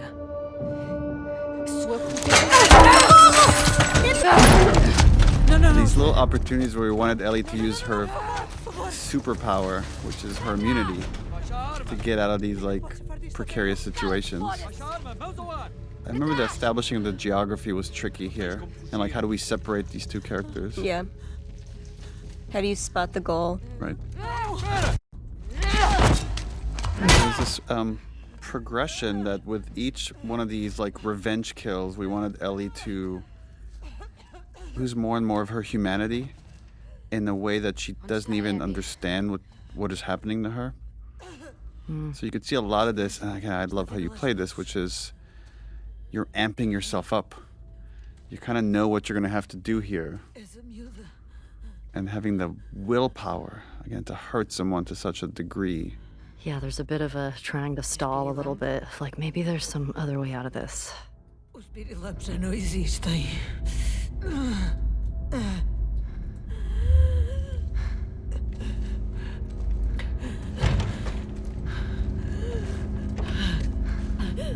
Onde está a Abby?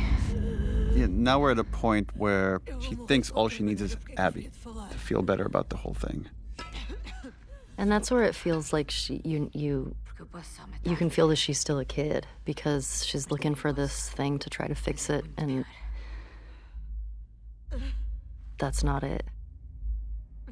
It's interesting to think about the scene from Nora's perspective, which is like how much she's willing to sacrifice to try to help her friend.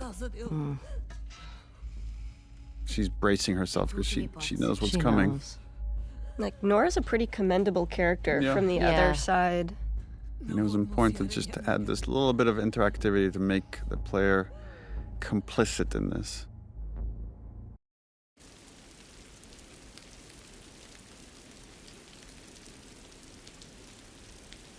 There's a parallel of an image there when Ellie goes to enter Joel's house, her hand shakes, and then she grabs the handle, and now her hand is shaking from the violence she's committed against Nora. And it just shows that as much as she wants to be like Joel, she's not Joel. I think Joel could disassociate more, just remove himself from the impact that his violence has in a way that Ellie cannot. Ellie doesn't have as much practice with it. She also has, I think, more empathy. I think so. I also think she needs it more than he did. I think for Joel, killing is practical, and for Ellie, it's emotional. Right. We see Joel in the first game tortures a couple of guys, and he just moves on. And then Ellie just did it, and it will forever change her. Yeah, that's not something you can take back. The torturing we've seen of Joel's has always been toward a productive purpose, right? It's to help or to save or to learn in a way to be a protector. And Ellie is just a destroyer.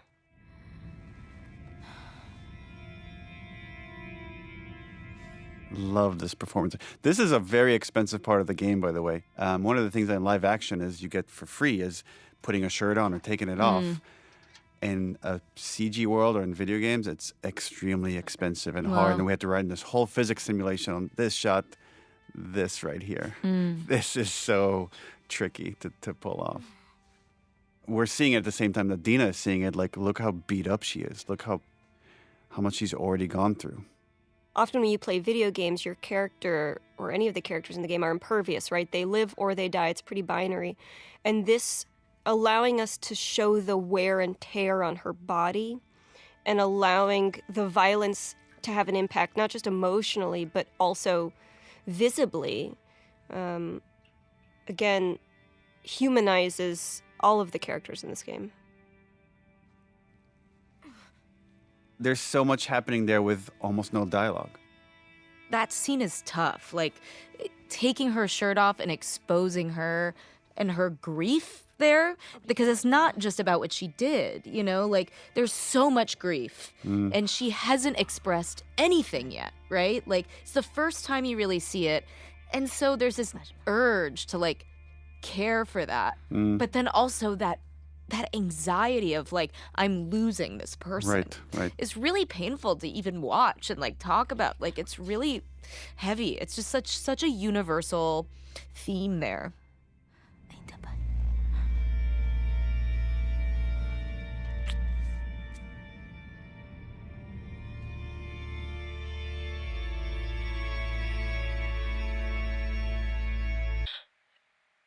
Eu fui uma das pessoas que Oof, yeah. e da miúda. Disseram We talked a lot about how could Ellie draw the truth out of him. And even when confronted with facts, he might not say the truth. It's what makes him ultimately do it is the threat of, like, I will disappear and you'll never know my fate. And that's the worst thing she could threaten him with. A lot of iteration on this horse animation right here. Trying to make it as believable as possible. This hug. Just the unrequited hug. I've definitely had those moments with my kids where it's like they're mad at me over something. You talk to me.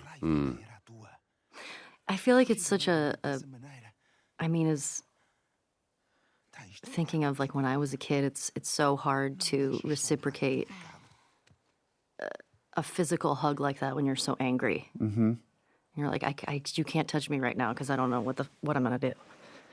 It's like I don't even know if Ellie knows what she's expecting here. She just wants a more. I think she just wants a more plausible story, but there's a part of her that maybe is still in denial of what he's going to say. Yeah. I also remember you being so patient, Neil, with this. It was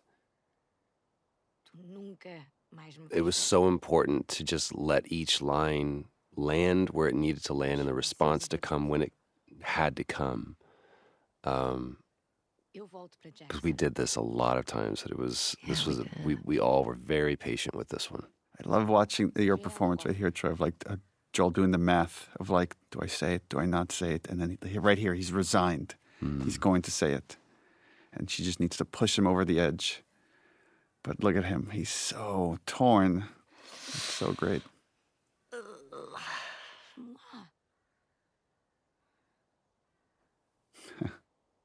The first word is the hardest.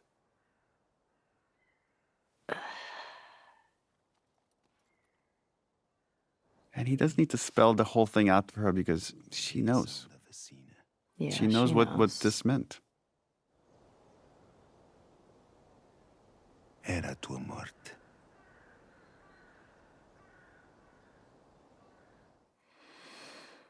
Ashley, there's something that you did that is just so powerful. It's that, without even saying it, just the clutching, like I can't breathe. Like it's literally taking the air out of me, and It's so much information to find out, but something that she's always known, but to actually hear it.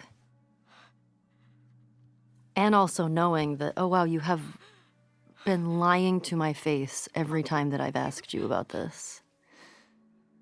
And also the purpose that she had is kind of now gone. Yeah. Well, the sacrifices that all the other people made, right? Which is like Riley and Tess and Henry and Sam and everybody along that journey. Yeah. Yeah. Going that whole journey in it. What was it? It can't be for nothing. It can't be for nothing.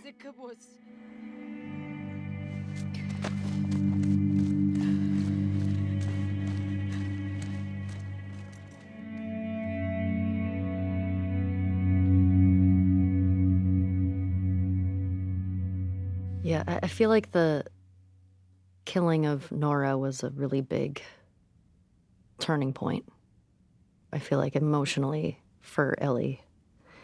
Because, oh man, I love that part, just to see how much she's been through physically. Yeah, for me, that was one of my favorite sort of moments. Is so much in video games the characters feel infallible, or even if they take hits, they're still great, and to show that this isn't just an external cost.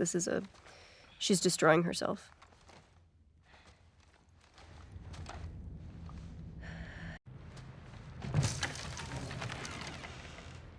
Oh.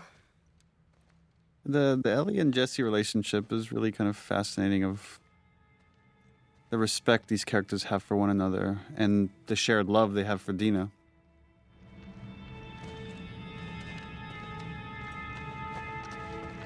And this was a cool shot of just showing what's at stake. If we just keep pursuing this thing endlessly. I aspire to be Jesse when I grow up. Me too. Yeah. Such a good dude.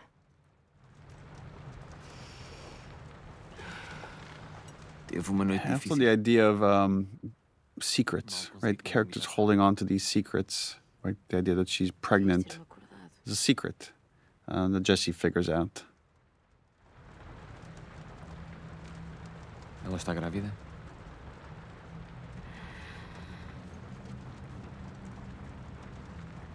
And right, it's again knowing how much Ellie wrestles with characters not telling her the truth.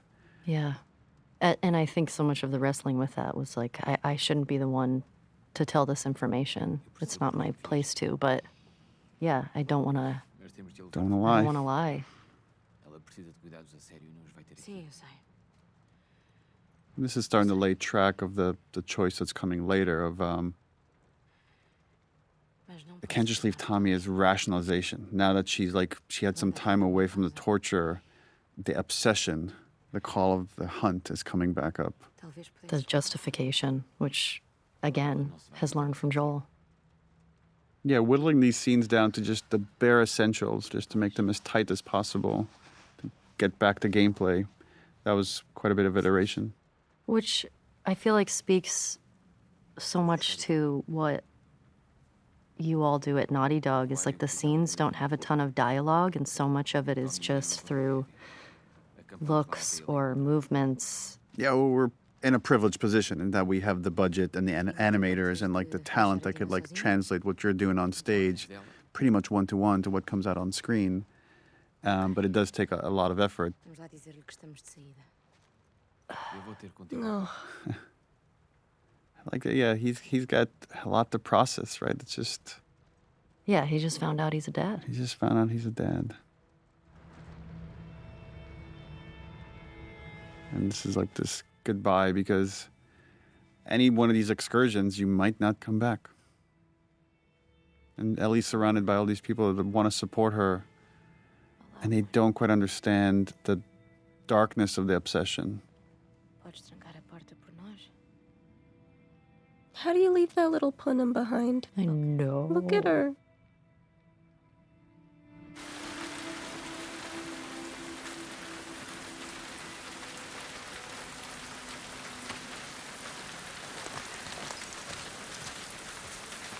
Vamos a isto. No teu mapa, o aquário está ao pé da costa.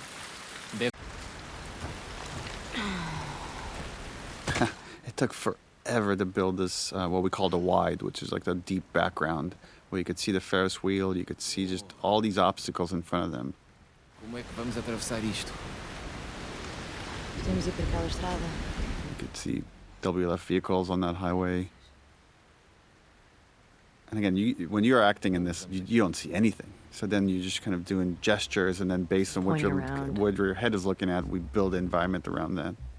Vamos. Por aqui. Yeah, and this is where the obsession completely takes over, where it's like, we can go for Tommy, or we can go for Abby, but we can't do both. And Ellie rationalizes that going after Abby would be the better choice. Podemos sair por aqui. Não, vamos roubar o barco deles. Tu ouviste-os, certo? Estavam a falar do Tommy. Não sabemos isso. Quem mais podia ser? É que se for ele, já não vai lá estar quando nós... It's so fascinating to think about someone that just has put so much weight of like people being honest to each other, and here she's lying to Jesse and lying to herself. Yeah, I think so much of it is her own avoidance.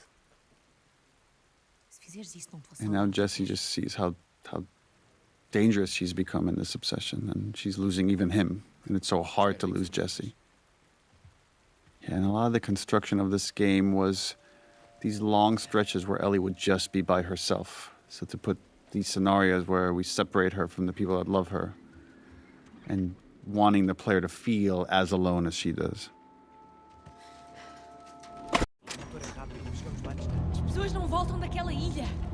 The roughest scene in the game? One of them. Ashley Birch, Patrick Fugit. Seeing these glimpses of this other crew and not quite understanding what this fight is about or what the conflict is. Only later just getting the rest of the context. And this is Ellie trying to be Joel. Ellie trying to do the Joel technique of... And this is another one of the situations where Ellie doesn't want to kill them. She just wants Abby. But the situation gets away from her.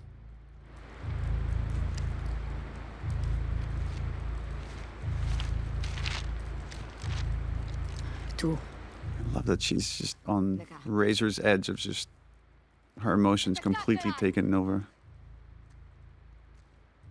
Yeah, she definitely doesn't quite, because she's inexperienced in this type of behavior, she doesn't quite have the calm, cool, and collected way of doing it like Joel did. Yeah, and we wanted in this exploration of, the pursuit of justice at any cost. that to show that there's always a cost. And, in the cycle of violence, there's often unintended consequences. And the idea that Ellie inadvertently kills a pregnant woman just felt like a great metaphor for that. But it definitely horrified some of the people at the studio that heard this pitch. Yeah.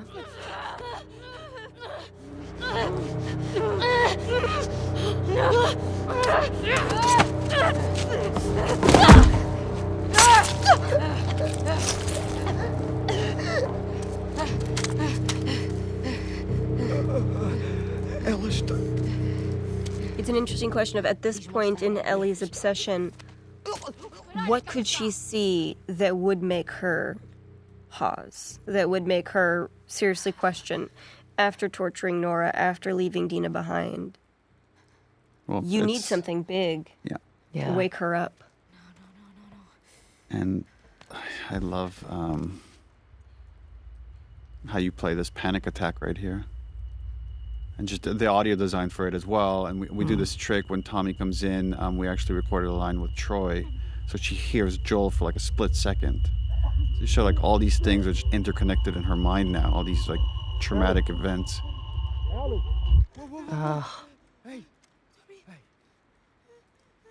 Yeah, she's not built for this. And just show what a good guy Jesse is. It's like he went and got Tommy and said, "We gotta hurry and get to Ellie at the aquarium." Mm-hmm. And this was another like clue chain thing we needed to do to set up for later with Abby, is the idea that Ellie has this map, and in the chaos of this whole moment, she dropped it and didn't even realize it.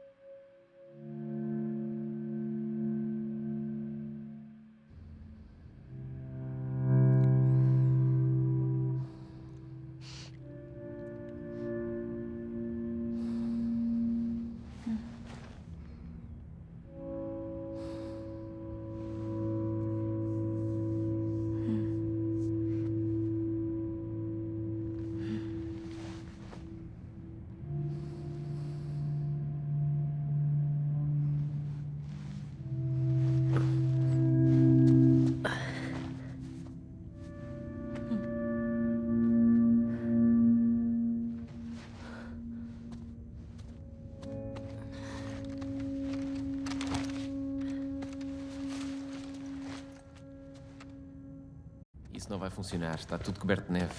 Não, quando lá chegarmos, esta zona toda descongelou. Yeah, this is a bunch of obsessed characters, except for Jesse. Jesse is the most moral character in the story. That all have to accept that it's time to go home.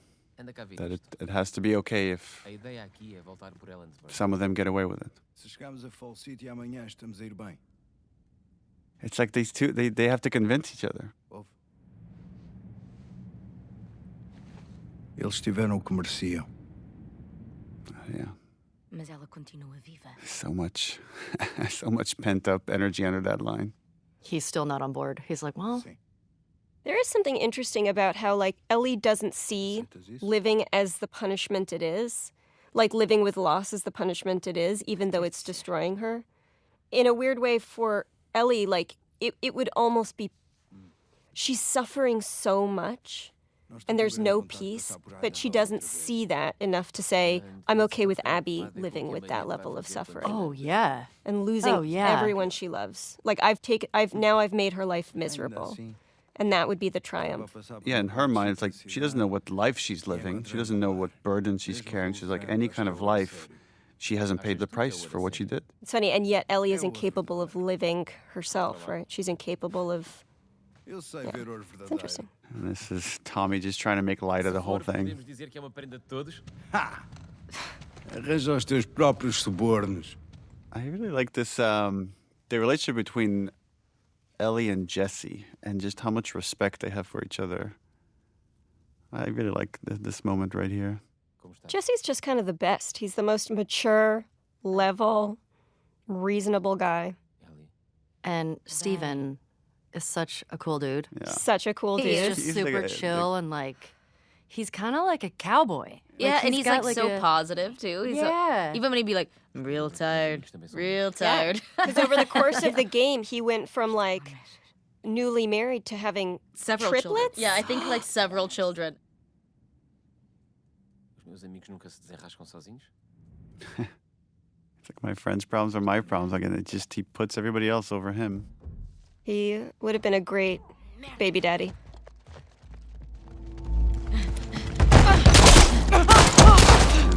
And no good deed goes unpunished. Ugh. I love how abrupt it is. Me too. This is one of the few scenes that Ellie and Abby are together. And when we're making the game, it felt like we were making two very separate games with two different casts of characters. And then when they combine, it was such a strange feeling. Não, não. Sei porque é que mataste o Joel. Ele fez o que fez para me salvar. Não há cura para a minha causa, sou eu quem tu queres. And she doesn't get it. Deixa-o ir. She doesn't know what this is about. Tu mataste os meus amigos. Deixámo-vos viver. Estragaram tudo! Cut to black.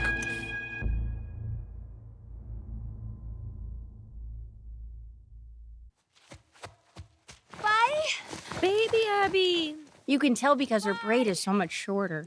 It's interesting in hindsight now watching how when players do this, they think, oh, I'm just going to get a little bit of a glimpse into who she is. They don't know yet.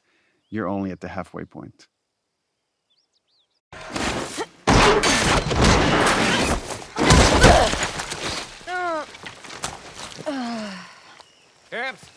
And we're about to introduce Jerry the surgeon, played by Derek Phillips, who voiced the surgeon in the first game. Another fun fact is we originally cast him as Henry before we decided to drastically change those characters, and then gave him the role of the surgeon. But that's before you knew that the second game was happening at all. Yeah. Mesmo do outro lado destas árvores. E? Ela está prestes a dar à luz. Vamos só ver como ela está e depois voltamos. Eu prometo. I like this role reversal where she's more the adult in this relationship. You're probably thinking about this surgeon that doesn't have much to do until Ellie shows up. Of course, the zebra comes because, again, this is part of the Salt Lake City Zoo where the giraffes escaped that we saw in the first game. Zebra, played by the wonderful Chris Robbins, who doubled for a lot of stunt work as well for many characters on this game and the first game. I bet nobody ever asked him to be a zebra before. No, but man, he did a good job of being a zebra tied up in barbed wire. And he's like this big former football player, and he's just knocking everybody around here. I love Pat just coming in like, what's going on? Like, yeah, what the fuck is this? Tem cuidado.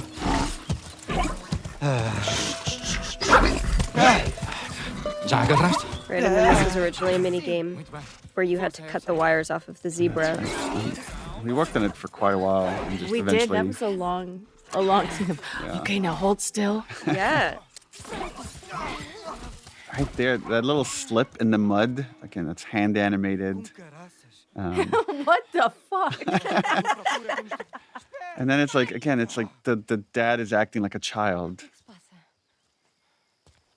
And this was a stitch point because, again, the volume can only take you so far, and those stitches can be really tricky. But it was important in this project to always go outside the volume and just not make you feel... A lot of games, the performers could feel really constrained, like they're in a box. I wanted it to feel freer than that. Aqui a Marlene está sempre a falar. Estava nos túneis. Tem a marca de uma dentada no braço. Sem sinais de infecção. Não pode ser. Já lhe estão a fazer testes, mas tem de ir até lá. Now there's like this glimmer of hope with Ellie and revealing that we're in that same giraffe location all this beauty and wonderment happened in the first game.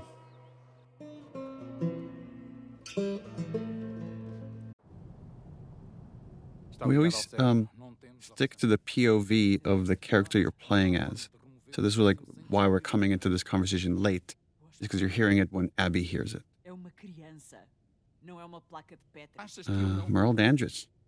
This is my first day meeting Merle. Like Merle and I had so many conversations about how conflicted she was about what that has to happen, and then years later to visit the moment when she was arguing with Jerry. I always like that we get more insight into these characters. I like seeing Marlene advocate for Ellie behind the scenes because she's so resolved in the first game and the show, and to see that actually privately she was advocating. Tudo isso é justificado por este único ato. And the parallel here with Jerry from the first game is he's repeating everything that Ellie says right outside on the giraffe sequence in the first game, which is like, all the sacrifices we've made, it can't be for nothing. He's making the same exact argument Ellie does.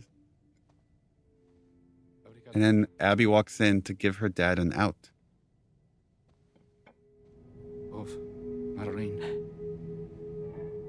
And Marlene is done arguing, especially in front of his daughter. Obrigado.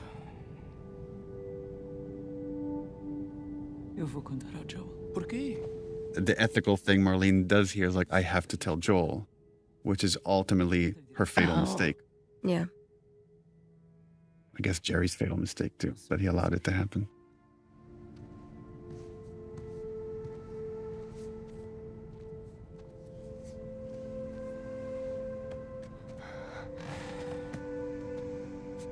Tomaste a decisão certa.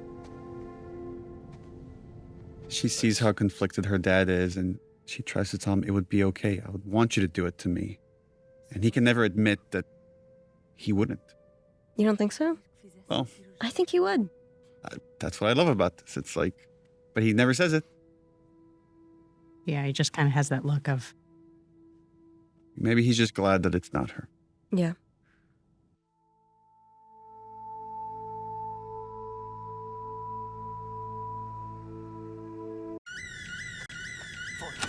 Ele ainda está na merda do edifício. Oof. Abby, no one. We can't spare any of our characters from seeing the trauma firsthand. Yeah. Joel with Sarah, Ellie with Joel, Abby with Jerry. And it's just this shared trauma between these characters, and now events are set in motion. And now we get to see the other side of what happened after Abby kills Joel. Por favor, para! Por favor. I forget again, this is such a collaborative process. I don't even remember where some ideas come from, if it was editorial. Or, I think it was editorial. yeah, but to see the scene again from Abby's perspective and now get the fuller context, which is the whole concept of this game of like, you have one notion of how things go down, and then we give you more context and make you question your initial feelings about it. Hey, o que estás a fazer? Manny. Limpar os restos. Remember how hard Pat pushed Alejandro? Alejandro? Ele tem razão. Não pode haver pontas soltas. Yeah, they're also good, but Pat specifically would just kind of lose himself in these moments. Olha para a minha cara. Que se foda a tua cara. Devia estar de vigia lá em cima como te sai. Afasta-te. O quê? Afasta-te, caralho. Acalmem-se! Jordan! Vais matar-me? Parem! Acabou-se. There's your fatal mistake, done. not cleaning up your mess. And now, back to day one. And this is where I think the penny drops for most players that, oh my God, I'm going to have to replay this entire sequence from the other side. This was fun. City of Thieves was highly inspirational for the first game, written by Game of Thrones co-showrunner David Benioff. And I wanted to put it in the game, and I had just started working with Craig Mazin on a TV show, and he's friends with them. I'm like, can you ask them? He's like, oh, of course. And within 5 minutes, I had like a text message like, yeah, no problem, put it in the game. Sim. Vámonos. Ok.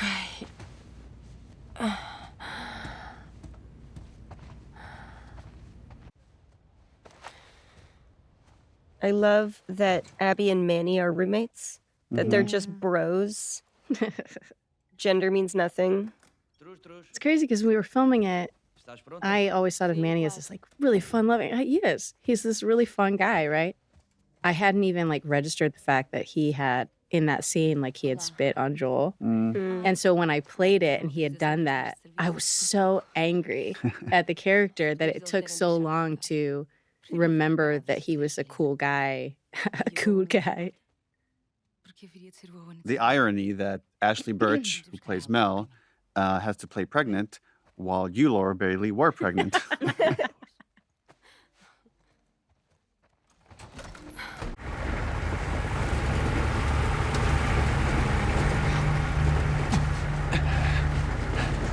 sei, estamos quase lá. From a writing standpoint, this is hard, because we're introducing a brand new cast of characters that we're asking you to care about, and we're building a mission a quest about Owen that's not really related to the revenge quest you just played half the game with. But there's just a lot of track we have to lay to then get the interesting payoffs. Just showing how close these people that came from the Fireflies are, that despite that they're in a group that's very tribalistic, they have their own tribe within that. And they can be very upset with each other, but there's a protectiveness of their own group. This was hard on the dev side of, we captured the scene and we're like, okay, here you see a tower, now you're gonna pass the gate. And then we had to build all this real estate of this drive that's based on how much performance we have from you all. Oh, God, I didn't even think about that. Yeah. And we iterated a lot on just this layout and this turn and like, okay, when should the truck stop? And then they have to add all the secondary motion to you all, like, because we're not in an actual truck when we shoot this. But we all just kind of did this little shimmy shake as we were in that. So we did shoot this with Roach, the dog. Roach the dog, we did. Remember when Roach would come on set? In his mocap suit? And in his mocap suit, playing Alice. And the whole set would just... Right, fall in love Just with take Roach. pictures, just take selfies with Roach. That's seriously, like, Roach days were just... They were the best days. They were the best.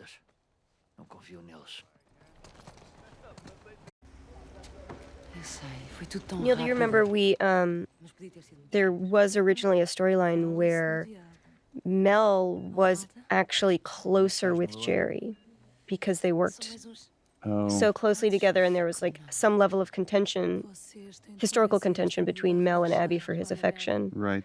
And we scrapped that because Mel needed to be so likable because she's such a hindrance to Abby's happiness.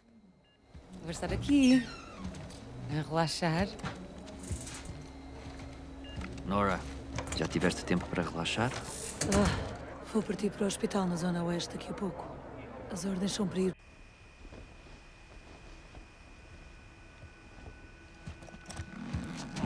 Poor Danny.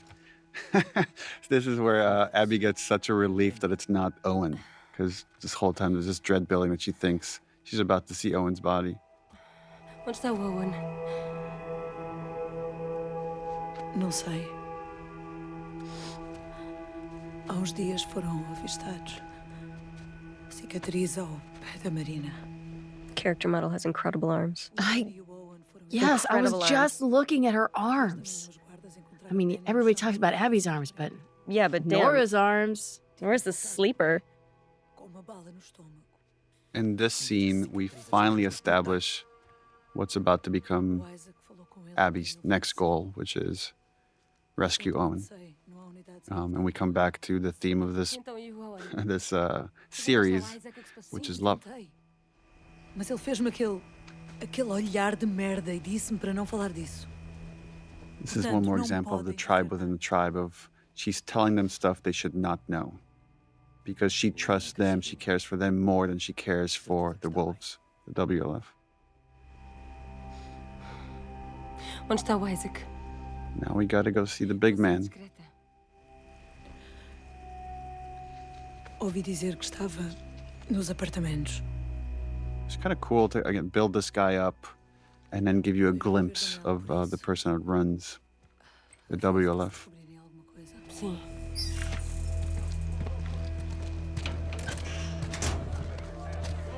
Olá, Abby. Temos de ir lá acima. O Isaac está ali. This was another one of those sequences where we didn't want to be confined to the volume. If I remember correctly, we mapped out with tape on the floor of like this floor. Then you go into just a marked area that's going to be the elevator, and then you come out, and the whole place is marked differently when you're in Isaac's suite. Isaac, a Abby e o Manny chegaram.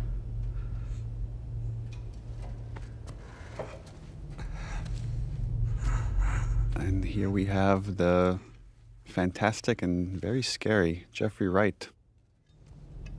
Não o deixe adormecer. There's a dehumanization that happens when you're in conflict with another group for so long, and there's so many like retributions that they get to a place where you can't torture them because they're so dehumanized. And we get to see how easy it is for Isaac now that he just sees them as pure enemies. We met Jeffrey Wright because his son was such a big fan of the first game. And talking to him, I offered him this role, and he was very excited to take it on.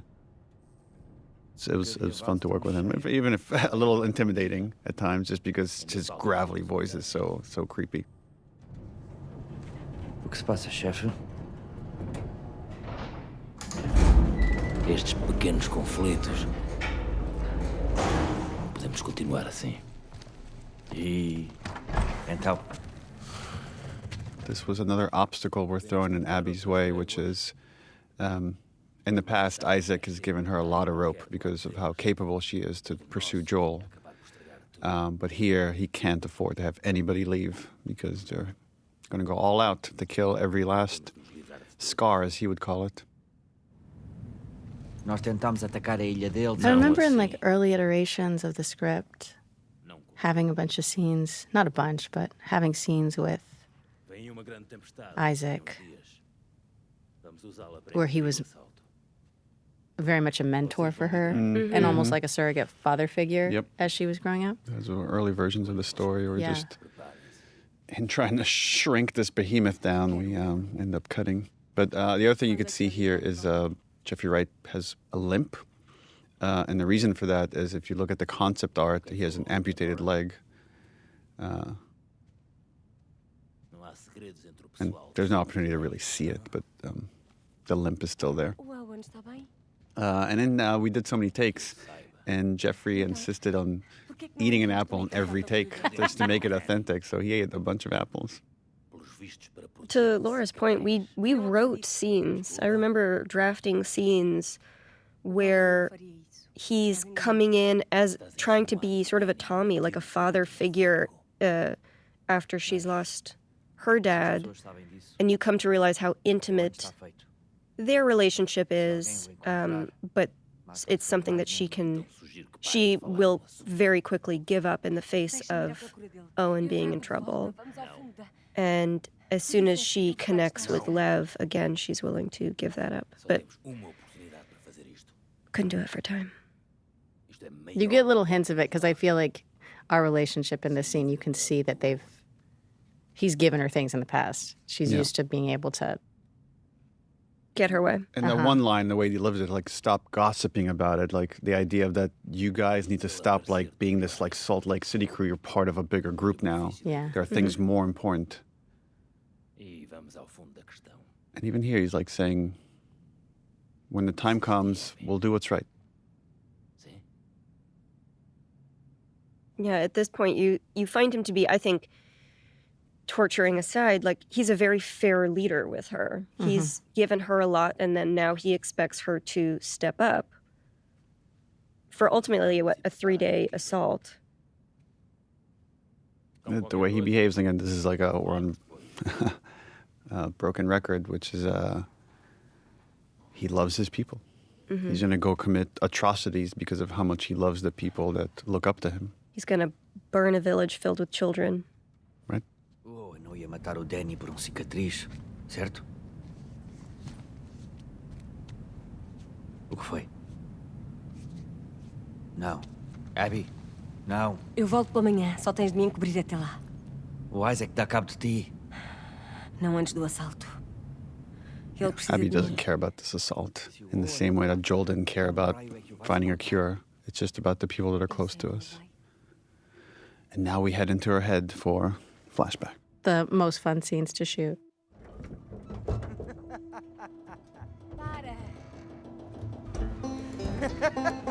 This was fun, watching you two be so playful.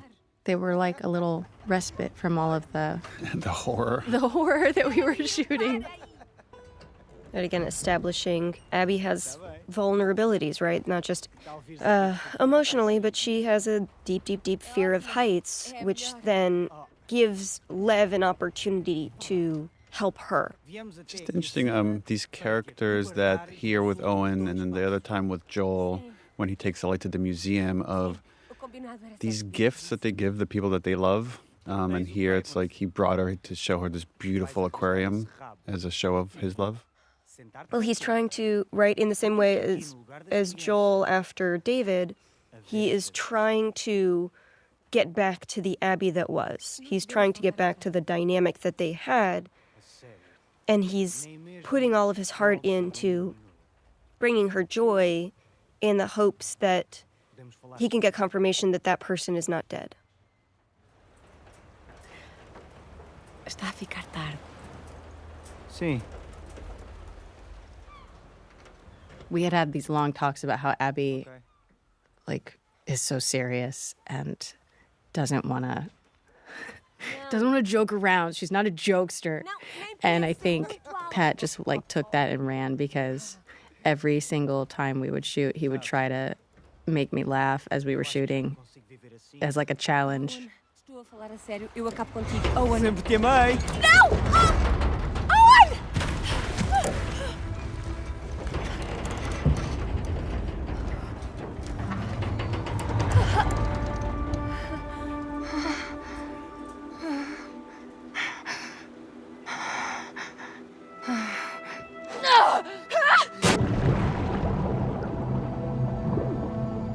It is like, at this point, Abby also, I think, is trying to be the person everybody wants her to be. She's trying to be the old version of Abby. She's trying to be the loyal soldier to Isaac, who has given them a home and a purpose. She's still figuring out who this new version of her is. And reinforcing her fear of height. When we shot that, though, do you remember how pregnant I was? Remember how terrified I was because you're jumping off this like 2-foot platform. It had to be. It was higher than 2 feet, right? 3 Tell feet. me it was higher than 3 2 feet. But then every time you landed hard on the ground, I'm like, oh my God, a baby's going to fall out of her.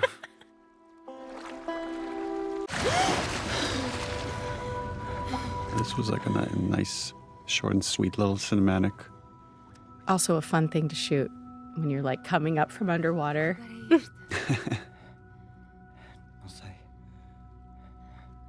And then I remember you have to do this prep as if you're diving and transition in and out of gameplay. Uh-huh. I like these kind of air pockets that would still have remained here.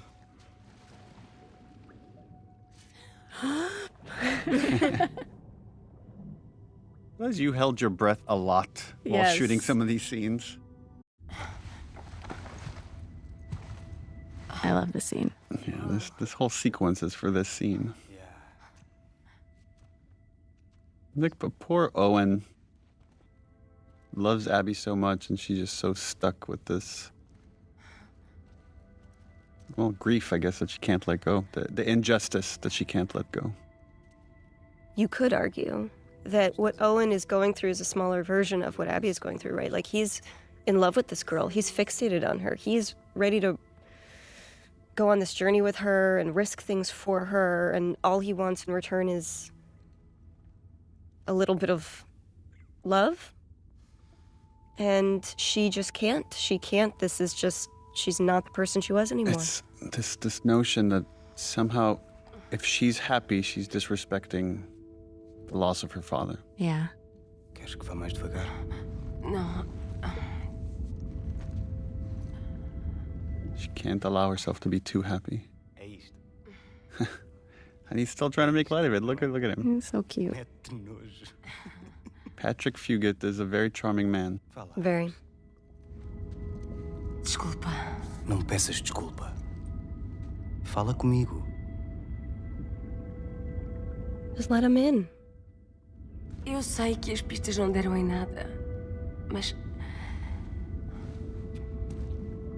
o Joel ainda anda por aí, sabes?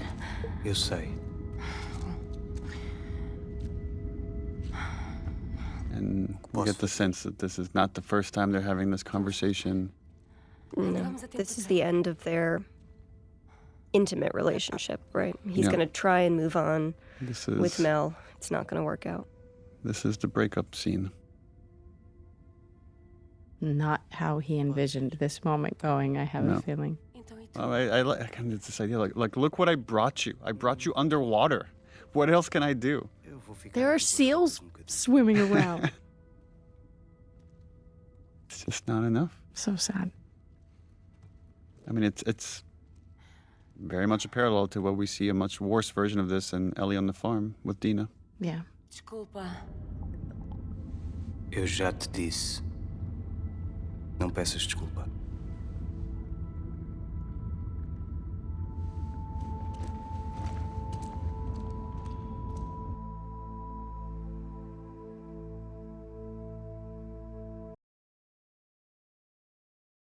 Flashback number 2 for Abby. Yeah. So this scene also, the sequence had to do a lot of work because we're once again resetting. You have to learn where she and Owen are in their relationship, feel that tension, feel the family dynamics. Owen! He's so surprised to see her. Olá. Então, está tudo bem? Sim.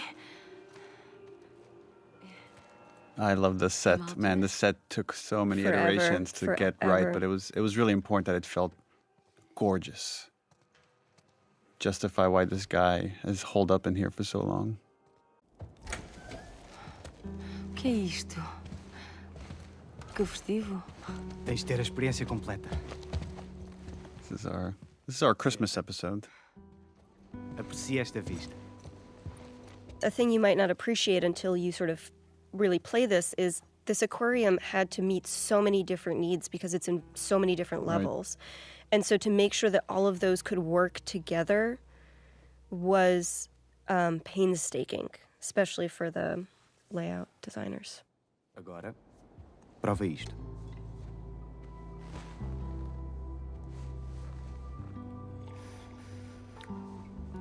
Então? A vista é boa. Ah, pronto. Ingrata. Queres que te minta? Claro, obviamente.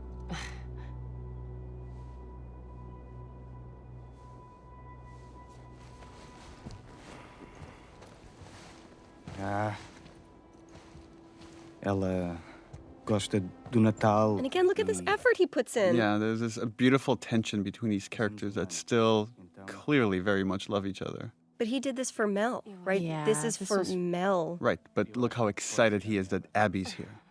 I know. He's trying to move on. I doubt he's this excited when Mel's here. Poor Mel. But I think he Poor Mel. wants to be, right? I think he Yeah. wants to move on with Mel. He 'Cause knows he's- she's inaccessible. Well, yeah, Abby's a dead end. Por que é que estás tão bem disposta? És tu? I love that he misreads this. Like he thinks this is somehow about him and now he's going to convince her to stay. But she's in a good mood because Abby, quando a lua aparecer, Encontrei o irmão do Joel. they found Joel's brother. Está num acampamento em Wyoming.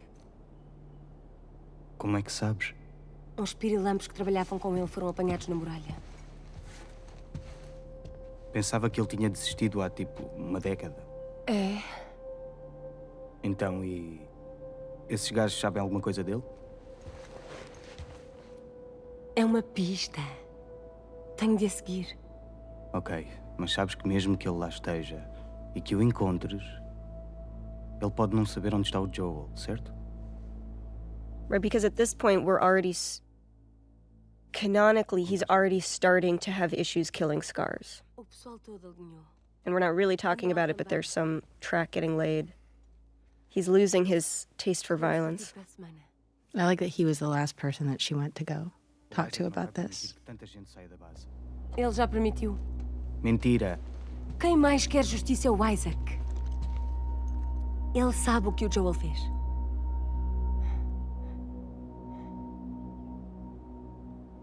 Hey. Estamos nisto juntos, certo? I love that look. It's like, you promised me. If we get like any clue, you promised me. He doesn't want to be the last holdout. But he's like Jesse. He's never not going to go if his people are going. Oh, the Paris sequence. This scene. Oh, yes. Was this one of the first things we shot? Yeah, because it was for Paris Games Week. Paris Games Week, yeah. Mm-hmm. We shot this way in advance. I think it was like a day or two before we shot this that I'm like, we could do this all as one shot. And like I had sketched out like these kind of storyboards real quick and then came up with this hazy plan with Matt Neapolitan, our cinematographer for this game. Like take after take of getting dragged by your arms. This was another one where we actually strung Laura up with, we had like two ropes, one that was around your neck to just give you a little bit of tension that you could lean into as much as you wanted, and then another one that held your body up in the air. Yeah. Oh, but man, this was so much work, and like we scrutinized the tiniest details in the scene. When this came out originally, people thought that she was Anna. Anna. Yeah. That she was Ellie's mom. We were watching the narrative of how Ellie came to be. And these seraphites that at times you might feel sorry for them and you see them getting tortured. And then see that, you know... Oh, wait a minute. Here, the lead seraphite in the scene is played by Emily Swallow in Small World. She's of Mandalorian fame, acting along Pedro Pascal.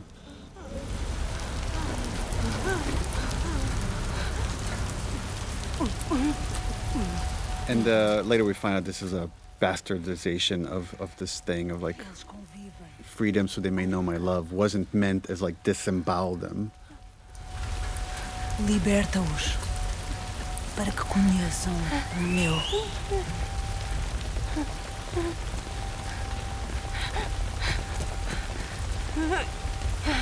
The intro of Victoria Grace plays Yara. Yeah, this scene has a lot of heavy lifting. It's introducing like two major characters of Yara and Lev. Again, this idea that keeps repeating in this story of like the tribe within a tribe, that even though these are all Abby's enemies, Seraphites, somehow they have it in for these two kids. And again, this is one of those weird opportunities. I know it sounds dark, but like in seeing the violence against these kids, it's much easier to immediately understand why Abby makes the choices she makes. They may be their enemy, but these are kids getting hurt. Lighting a scene is really hard. Lighting a scene that's one take, where the camera's constantly moving around in 360 degrees and making sure all those angles still look good, is close to impossible. So kudos to our lighting team. The face change, is she, ugh. The face change, the flow of blood, the water, there's so many things that done improperly would take you out of the scene. And then we spent a lot of, even the hands right there, I remember we spent so much time making sure you see the tension in the hands as she's suffocating. The shirt, and make sure the shirt felt wet and it's sticking to her skin and it's a little bit translucent because it's wet.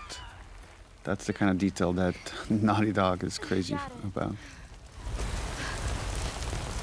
Os demónios estão a vir. So this is the introduction of Ian Alexander, and a fun thing to watch as you watch his face throughout the game is, I think it was lead character Ashley Swadowski came up with it, but if you look at his scars, one of them is a little crooked and wobbly, and the idea that like you see there's physical representation of his hesitation in this religion, even on the scars on his face. And yet, I think the beautiful thing with him is that he remains a believer all the way through. Yeah. His faith partly saved him, right? Because he saw the beauty in the intention.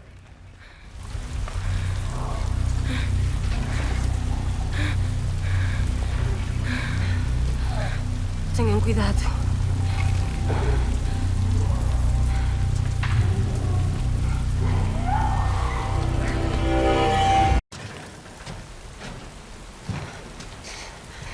Tranca. Another scene that just, I mean, I say this over and over, but it's such beautiful, soft lighting. Right, and so at this point, they've worked together for as long as they need to, but they're off to go on their separate missions. They don't need to be friends.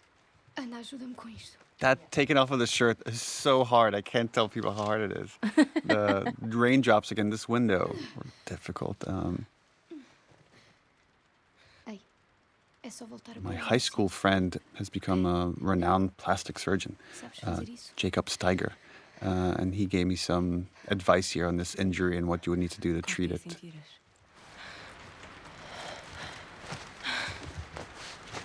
Right, and this is also a reminder that while Abby took a different path, she comes from doctors, from care. She understands the body, even if she never particularly prioritized it.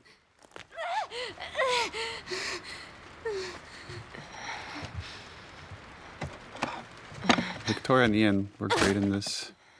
Just how Ian has to play both being scared for his sister and just angry at this wolf that he has to work with.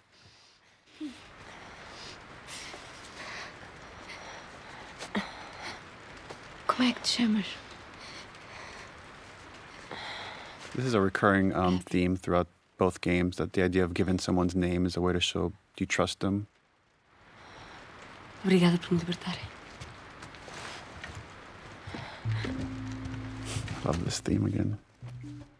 I like the conflict of leaving them, knowing you're dooming them. Oh, this is... She thinks, I'll give them the warning and that'll be enough. Há muito movimento nesta zona. Esteja ela como estiver, tem até amanhã para saírem. I don't need your fucking help. The lighting on the hair. This game is still very impressive. Owen?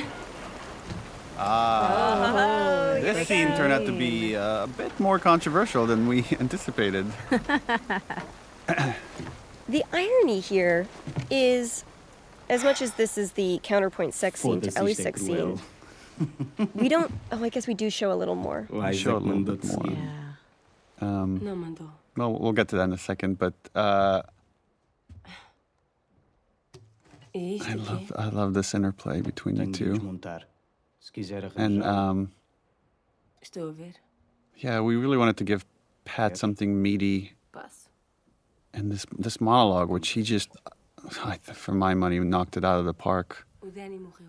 Of like visualizing this moment where he just can't do this violent thing anymore. It's not him.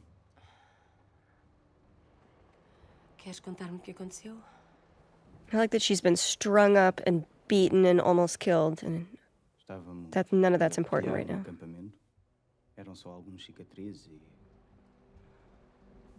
I just got to come in and sit down and watch him work. E ele cai. E a arma dele está no Again, this mesmo ali. idea of the tribe within a tribe, and Ele não a tenta apanhar.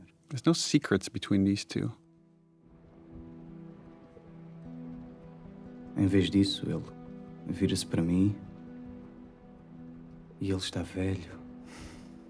The idea that he's just been sitting here drinking, conflicted, and I mean, he's about to leave his baby mama. That's how much he can't stay in this place.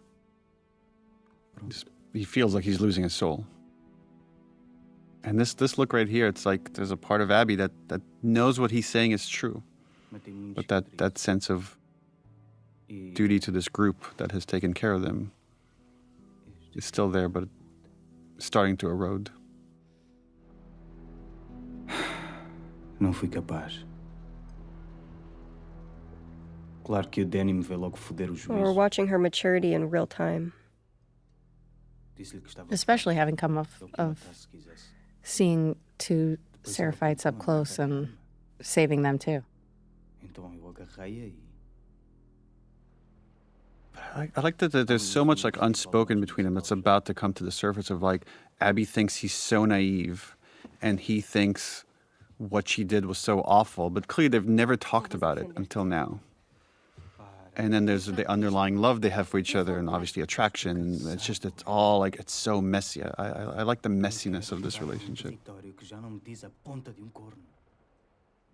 And it would have been like, I know our goal here is to create empathy for Abby, to show you the other side of this journey. And this definitely was a risk to say, okay, she's going to have a sort of affair with this guy that got this other girl pregnant, her friend.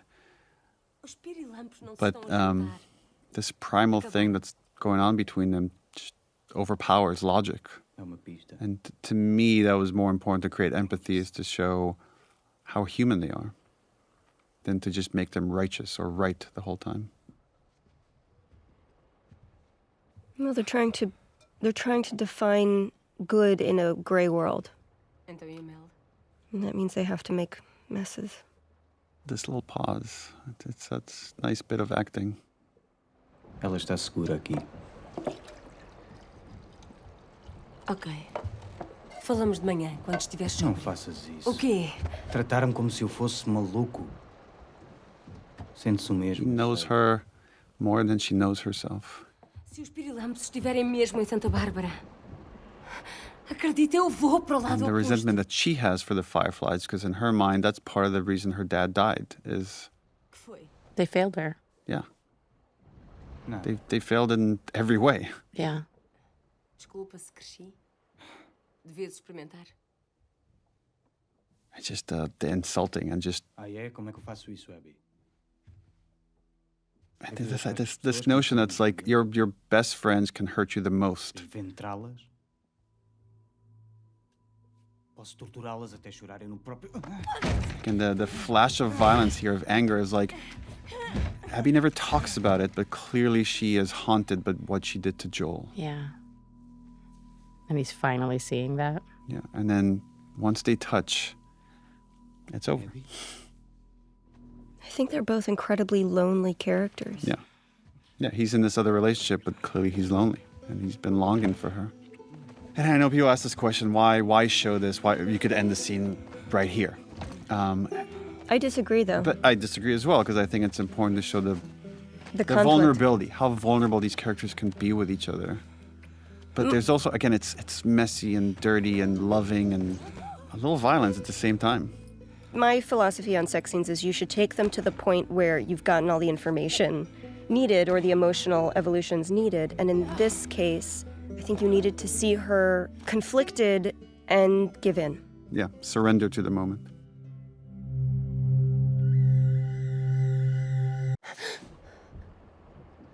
This was a concept we came in quite late, of showing a nightmare.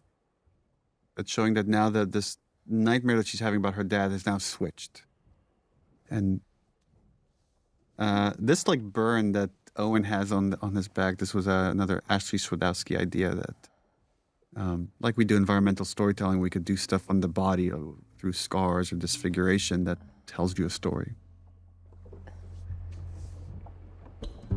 I love that at her core, Abby is a protector. Mm-hmm. She's Joel. She's Joel. Yeah. Right, so now the dread, she's too late. Não te aproximes mais. Sou eu. I like the change that Lev goes through here. Of like, he's relieved to see her, and he's ashamed that he hasn't been able to protect his sister. I really like her trigger etiquette. She took her finger off that trigger as soon as she heard his voice. Classy. Good job, Laura. Good job, Laura. There's this little bit of storytelling of the jacket on top of her, that now she's feverish.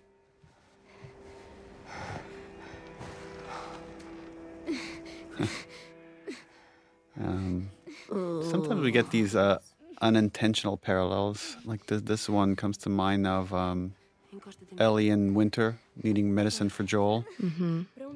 Now this is about to become a goal for Abby and Lev.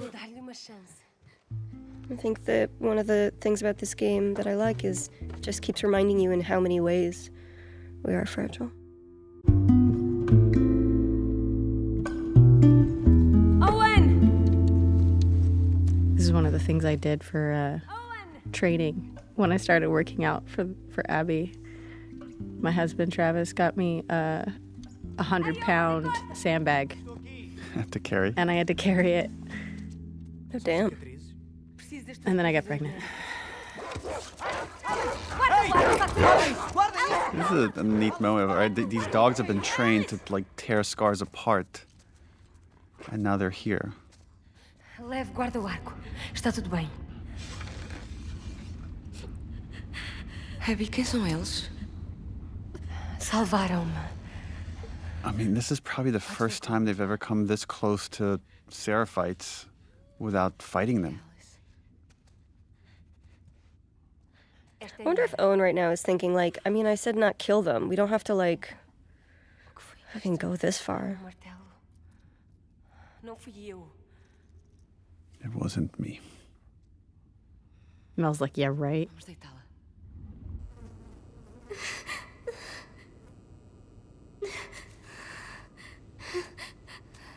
I don't know, it doesn't look that bad. It's just a little pink. It's just It's a a little tan. smooshy. Yara. Não. Eu ia limpá-lo e tentar pô-lo no sítio. Desfez-se. Like, there's a moment here that I always find funny where, like, Owen tries to suggest, like, just cutting it and burning it. And Laura, you just make him feel like an idiot.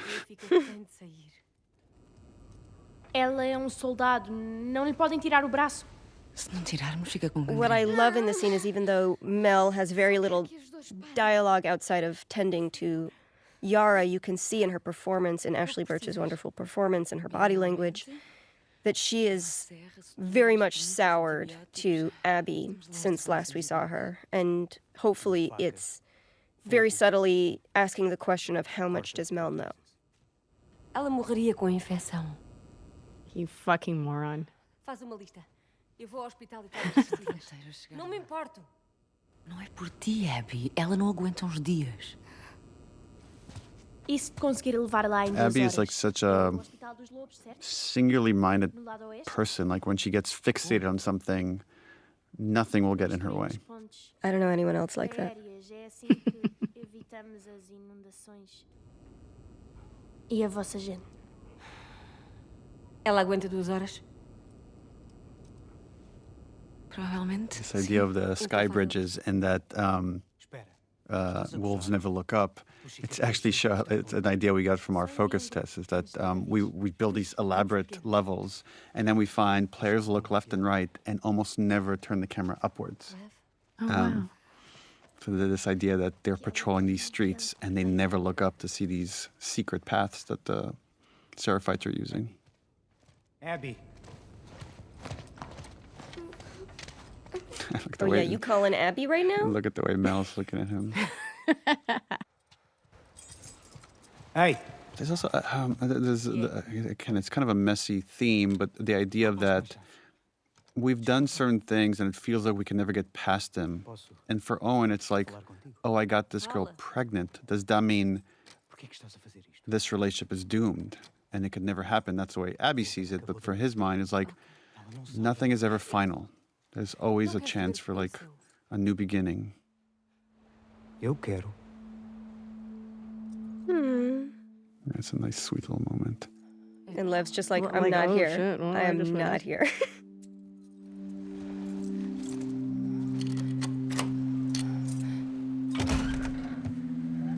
There's so much unsaid that, again, we have the privilege of Naughty Dog being able to capture such small nuances of your performance that we don't have to rely on dialogue as much.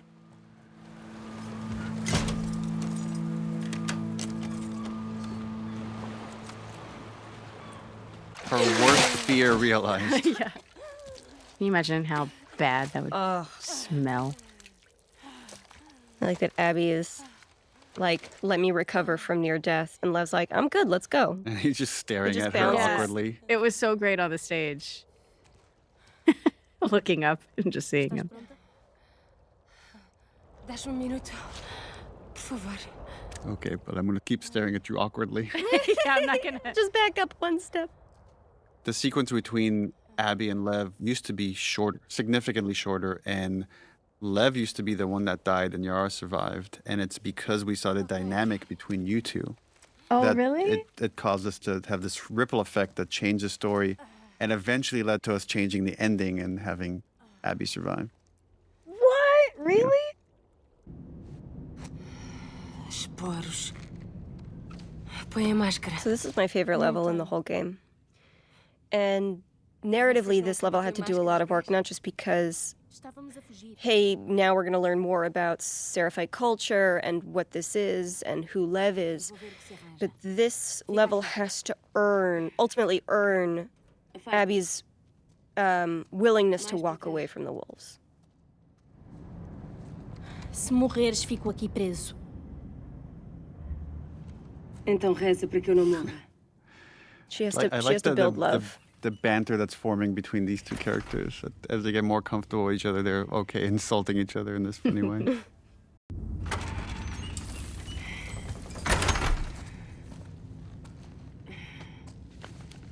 Trouxe-te presente.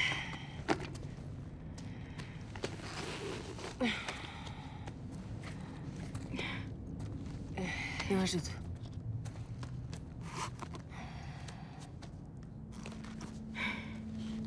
Estamos a demorar muito. Não podemos ir mais depressa. Como é que ajudamos a tua irmã se morrermos? Pronto. Nós conseguimos.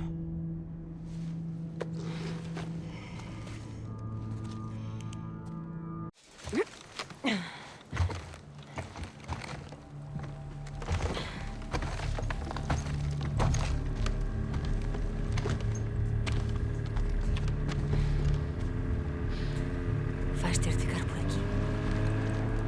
Quê? Mas porquê? Porque eles vão querer matar. I like that he has no idea what backgammon is. O que é o gamão? It's an interesting dynamic because he's been so secluded from the world. He knows even less than Ellie did in the first game.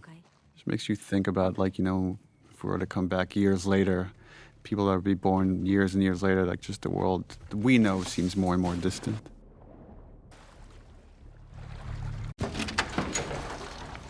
Olá.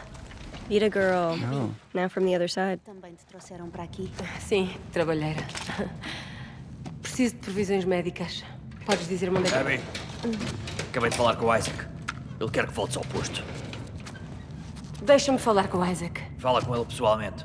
Vais regressar com o próximo carregamento.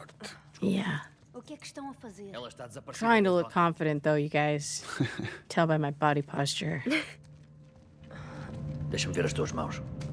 She's not yet willing to Fight them. She's surrendering to them. They're not her enemy yet.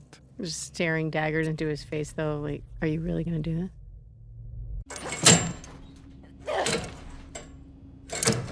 Hey! Hey! Tirem-me daqui!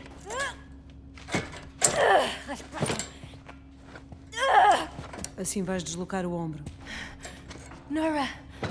Chelsea Tavares Nunca pensei ver-te na lista negra do did a really fantastic job as Nora.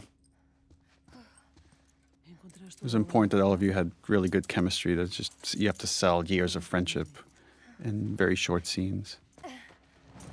Preciso de provisões médicas. Porquê? O que é que lhe aconteceu? And again, this just myopic focus. Síndrome compartimental. Antebraço esmagado. Não vais tratar dele, pois não? Amel. She's not right. Interesting that even here that these people love each other, that there's tribes within a tribe within a tribe. Because she's, lying to Nora. Ainda não limpámos os pisos inferiores. Tem que preciso. Build up for the scariest fight. We're about to get into our Resident Evil homage.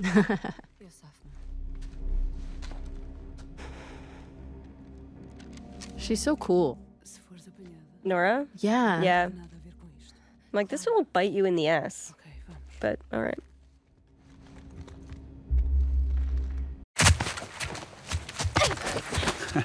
Like that she's ready to pummel whoever it is that grabbed her.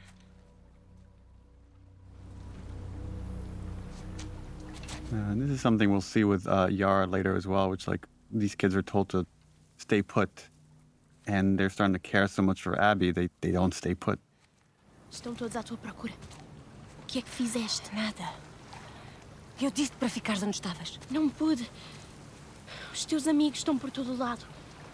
I really like the glue that happens between this scene and the next, and showing this river rapids ride, and it has very much this apocalypse now feeling that you're cruising through a war-torn area.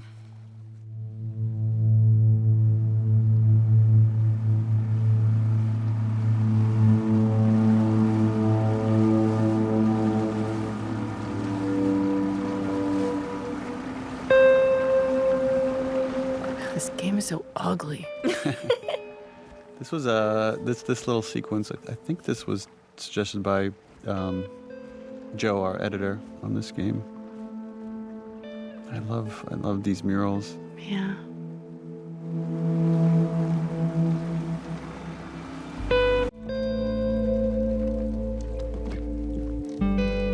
Sometimes these like kind of connecting shots I find really beautiful.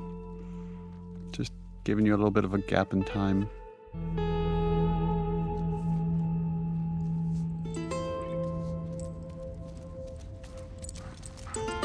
Now this shifted relationship with Lev and Alice. Oh yeah, and Lev's just been taught to fear those dogs. They just rip them apart. And another example of just the beauty of animals in this world and how they represent innocence. Look at this baby! I'm staring at the animation on the fingers and how well done it is. Já está. Podes ir vê-la agora se quiseres. Vai ficar bem? Sim, vai sim. All this time after what they did to Joel, after all the Seraphites they've killed, finally meeting these two kids just starts to put it all in perspective for Abby. Eu sei. Her body figures it out before her head does. What happened to us, right? That's the most she's going to talk about, all these things that she's done. Se calhar paramos de procurar a luz. Se calhar. The idea that, even when we fail, we still have to push forward for something better. That's what Owen represents. Vou ver da miúda. Ok.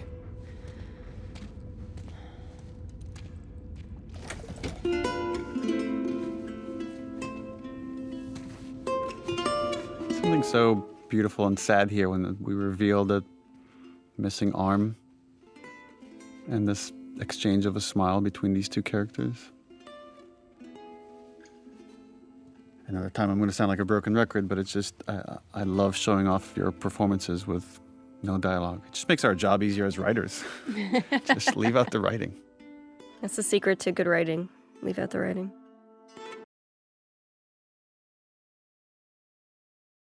And finally, she has one good night of sleep.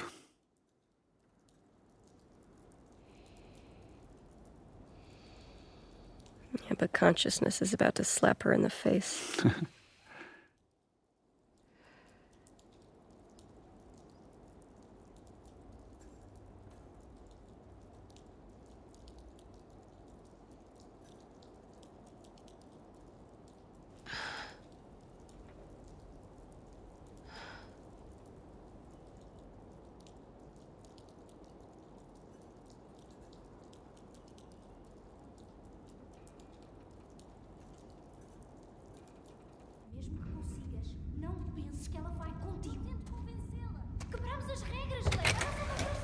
Owen?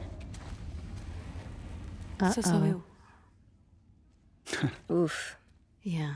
Like that Mel doesn't even, you're not even worth my time to talk about it.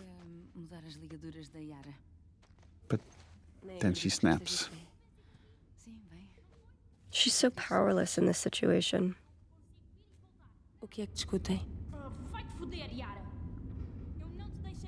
Oh, and this was a fun beat because he did just learn how to say fuck you. O Owen propôs que fossem para Santa Bárbara.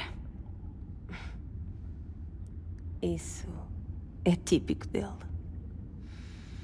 She's trying to be jokey and connect with Mel. Feito desistir dessa ideia. Hoping that she doesn't know. Right. Na verdade, vou com eles. Mas só se não fores. Oof. O quê? Ele pode cair nessa tua jogada dos miúdos, mas eu não. Não é jogada nenhuma. A mulher assassina de cicatrizes do Isaac de repente mudou de ideias? It's such an insult, right? But it's like, she probably deserves it. But the idea that she's only being nice to these kids to earn favor with Owen. Yeah.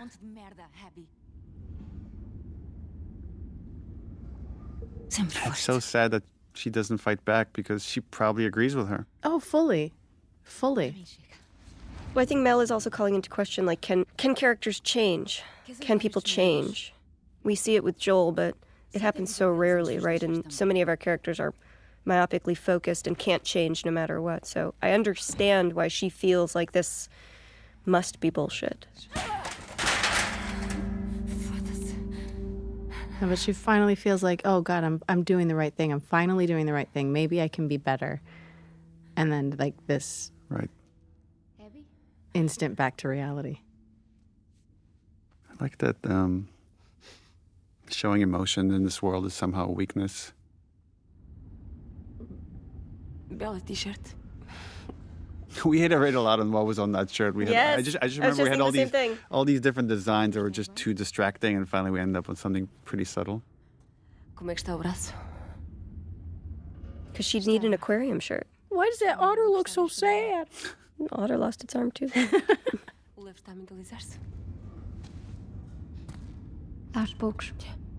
I remember a conversation I had with Victoria here about Yara's motivation, how she's she feels like she needs to repay Abby in some way, and she's complimenting her and she's pulling her in to like find Lev, but more for Abby's sake than for actually finding Lev.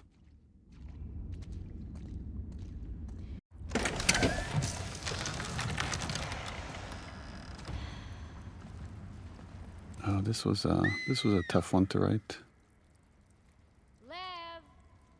Oh, yeah. Por que é que ele faz isto? Achas que ele é capaz de convencer a vossa mãe? Se ela o visse assim, estrangulava-o com as próprias mãos.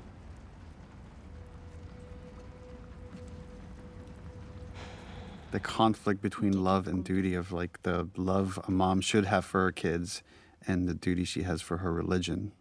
Ouvi algum do vosso pessoal a chamar-lhe Lily.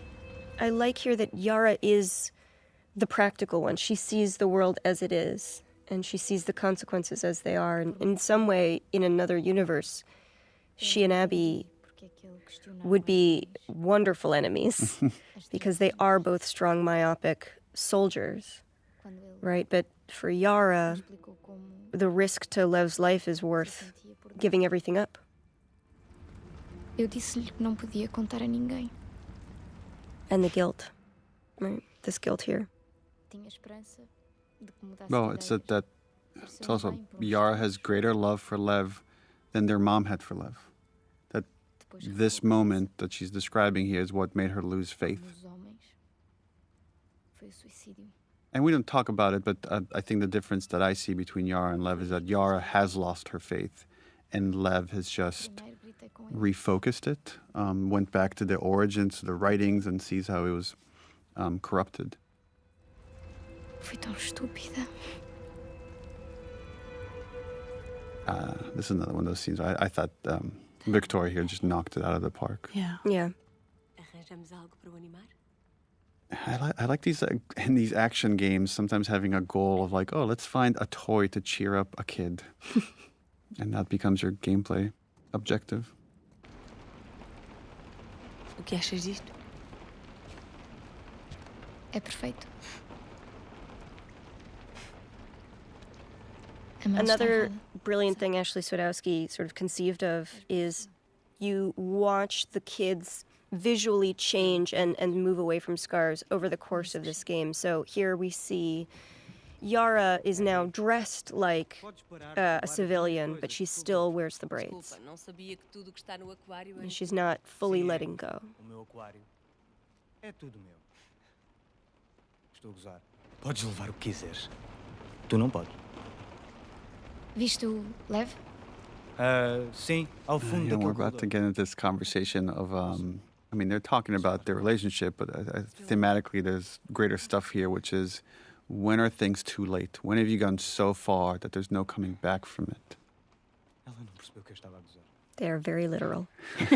They're literal people. It's funny, he says he sucks with kids, but I think Owen would be a great dad. Oh, I think he'd be an incredible dad. Another world. Vais para Santa Bárbara, certo? Não posso. Porquê? Tu sabes porquê? He's such an optimist, right? He's about to talk about that. We'll figure it out. I don't know how, but we'll figure it out. Eu sei. Eu sei que é uma situação lixada. Eu sei. Mas podemos escolher ser felizes. Abby. Again, going back to something you said earlier, Neil, but it's like this idea that suffering is the way that we honor the dead. I don't think Abby has fully admitted, like, no, I don't have a right to be happy. There's no. Yeah. Lev! Volta aqui! Lev! O que é que ele está a fazer? Ele vai atrás dela. Atrás de quem? Da mãe. Ela vai matá-lo, Abby. O barco está pronto? Ainda não. De quanto tempo precisas? Umas horas. This is their last conversation together. Ela acabou de ser operada. Eu estou bem. Senão, como é que eu encontro? Eu vou contigo. Owen? Estão a ir para a merda da ilha. Exato. Não a vou deixar ir sozinha. I think there's a part of Abby that knows she's about to head into a suicide mission. Yeah, absolutely. And this is her forcing Owen to stay here. She's really trying. She's trying. The irony is in staying here. She is dooms what- them. She is what abandons them, yeah. Dooms him.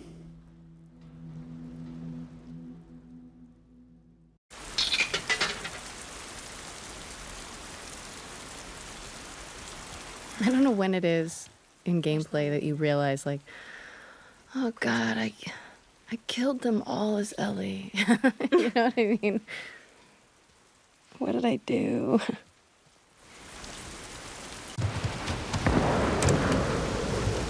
Is that a sniper rifle? Uh-oh. Fica no cais. Vou buscar barco e apanho-te aqui. Não, eu posso ajudar, Abby. Não com isto. Girl, you have one arm. She is so tough. She's badass. But yeah, Abby doesn't want any more blood on her hands. So just like with Owen, she wants Yara to stay behind.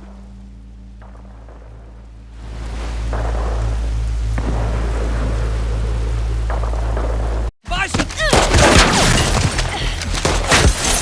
Abby, mas que raio? Manny? Estás sozinha? I really like the dynamic between Abby and Manny. Este sniper é profissional. Just a couple of bros. A couple of bros. Era suposto atacarmos a ilha esta noite. Depois apareceu este pendejo. Tommy's so Mandei cool. gajo ir buscar ajuda. It's so interesting how very few players guessed that this was Tommy right Oh, here. really? Yeah. Preciso de dos barcos. Já. Just because it's been so long and you forget forget, about there's yeah. a whole other cast of characters that are on this island, and now Vamos a isso. these two stories are starting to merge. Right, at first it feels coincidental, like, oh, she just happens on Manny. It's like, no, Manny was targeted. The revelation, it's Tommy. What? No wonder he was so good. Like, oh right, this whole other game that's happening finally collides.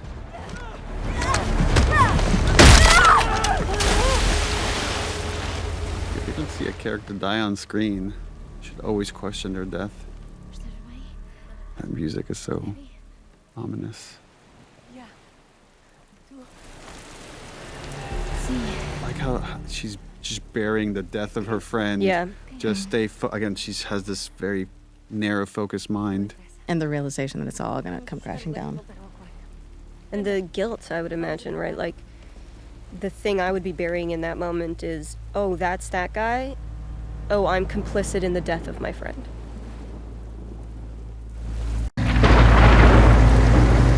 It's another one of those that's, if you were to see the making of it, it'd be so funny because they're like, okay, and wave. And wave. And you'll have to act the physics of the boat.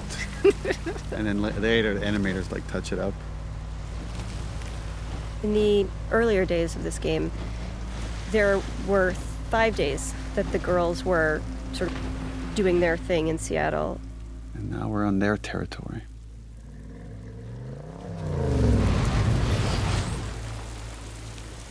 There was a whole day where Ellie would go to Scar Island to give you this opportunity to see them in the same nurturing way that we would see the stadium, where you get to see them take care of their children and their seniors, and you get to see them farming, and you get to see them be human people. But we cut it because ultimately it didn't shift Ellie's journey. Oh, this scene. This is a heavy scene. Mm. Unlike the rest of the game, which is just a comedy.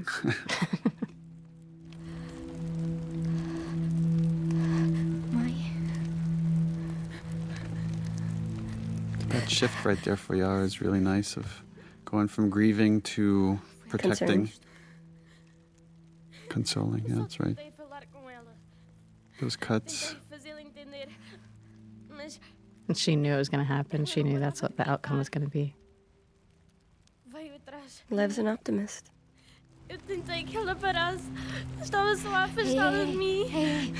E ela foi contra a mesa. With everything that Baby Lev has been through in this past week, this is truly the death of his innocence. Mm-hmm. Now these three have become the us. And the WLF is about to become the them. There's this little connective tissue right here of, or this moment of connection between Abby and Lev that I love, that she hands him the bow. Just the exchange, again, this exchange between them.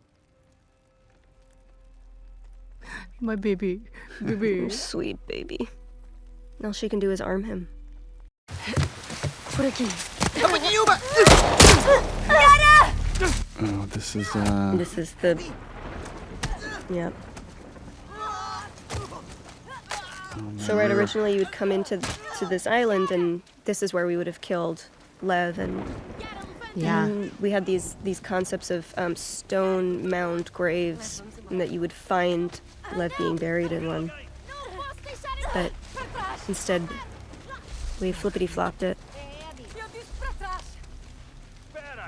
It's funny. It's like Abby stopping Lev from doing the thing she couldn't even do, is grieve for the person she loves. And there's our second Isaac scene. Well, not a good look. This was really fun watching you guys play this back and forth. It's like every other time you've been able to reason with Isaac, but he's at the end of his rope.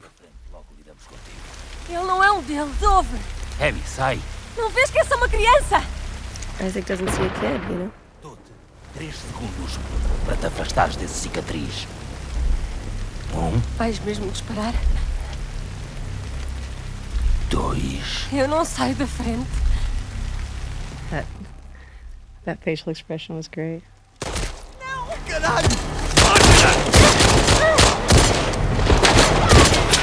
And Jeffrey Wright gave us a lot of deaths, a lot of falling in all these different ways. I remember that.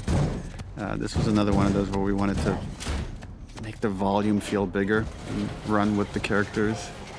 And then we had a hard time, I don't know how much you remember, Laura, of like getting this beat to land right here, this exchange between the two characters, until we somehow, I don't remember the exact order of events, but we came up with this line right here.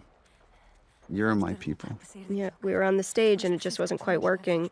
And you came to me and you said, let's brainstorm some other lines. And I said, you're my people. And you're like, okay, that's it. And you just walk back on set. And it really, it's become It's become my favorite line in the game because it is, to me, it is the unifying idea. This one here is actually one of my favorite scenes in this game. I agree. This one's really great. It's just the visuals, the exchange, how far we've come. Just the idea that he's cold. The weather. She's so Joel here. She's just such a dad here. This is, again, this is one of those things that's very easy to write on the page. She takes her jacket off, she wraps it around Lev. Very hard to execute and make it look good.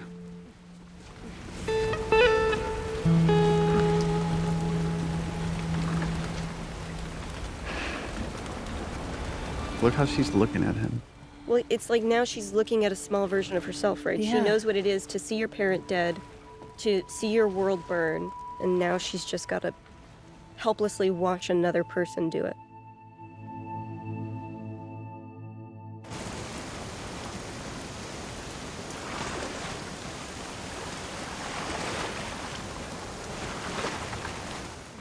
This is, again, where the two stories are barreling into each other. And we have a series of losses. I mean, there's this nice dramatic irony. The player already knows what's waiting for Abby inside, and they're like, oh my God, oh my God, oh my God. And they're waiting to see how this If they plays remember, a lot of people forget. No. out. But as soon as they see Alice, Oh yeah, Alice is the that's the the trigger. giveaway. What can you say to someone that just lost his mom and his sister at the same moment? Alice is the only dog that actually has to die in the game, which was a fun thing during press when people would be like, why do you want us to kill dogs? And it's like, you don't actually have to in any of the setups. They're all voluntary kills, but Alice is the only requisite one. I'm pretty sure we're always careful to say you don't have to kill dogs, but we didn't say you don't have to kill a dog. Dog. The cutest dog that you play fetch with. Cuidado.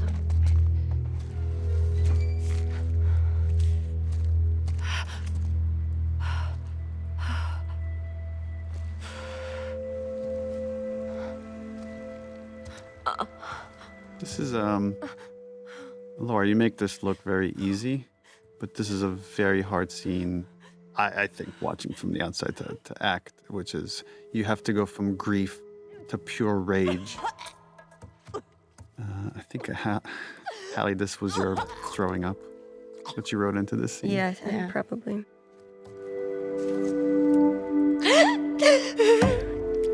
It's such a great visual of how much grief somebody can take before your body just rebels against it. This little, the way he says Abby here. Abby. Almost afraid to show her this might lead to the people that did this. And of course, this was Ellie's mistake of dropping the map here in her panic attack. And and the music is doing a good job of just taking you internally into Abby's head.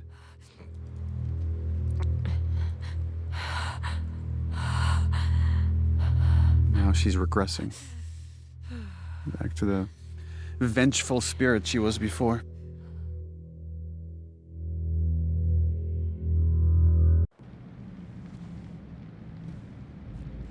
Our main characters collide, or about to collide. I think one of the things that makes Laura's performance here so special is that this character is so hard and so terrifying, but in every scene where Laura is scary, there's also this patina of vulnerability, of fragility that's coming through, where you can feel that she's quaking with rage, but there's so much complex stuff happening underneath that rage. It's really great. You're not bad. It's funny because it's the same way I feel about Ashley's performance. So there's always this. Just that rage feels so real.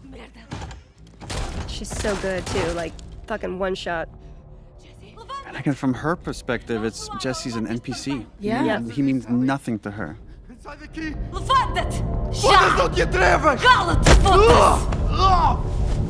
Muito bem. Para! What is so beautiful here or tragic is that Ellie doesn't get it. Right? What Ellie's about to say here is like,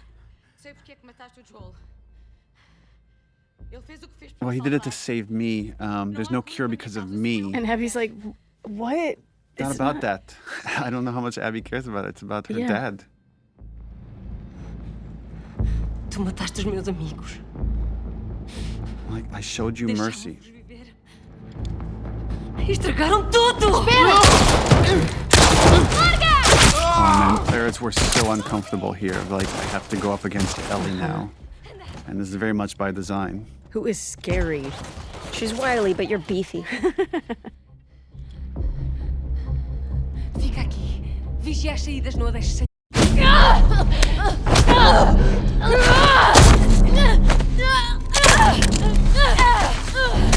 If I remember correctly, Ashley, we had you like have water in your mouth when you delivered some of the lines here, because your mouth is meant to be filled with blood.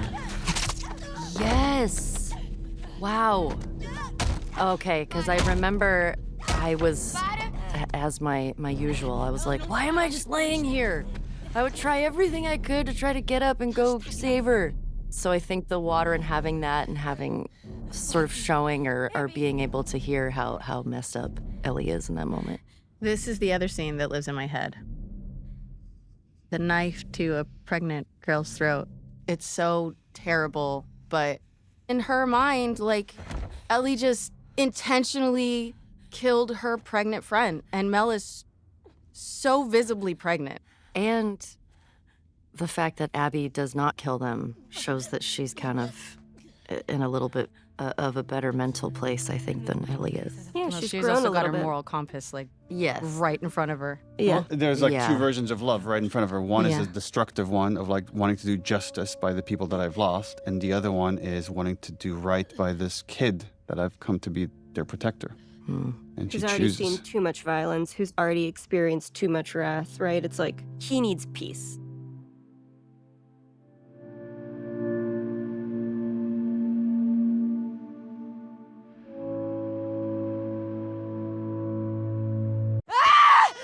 Ellie? Ei! That poor baby. That poor baby. Yeah.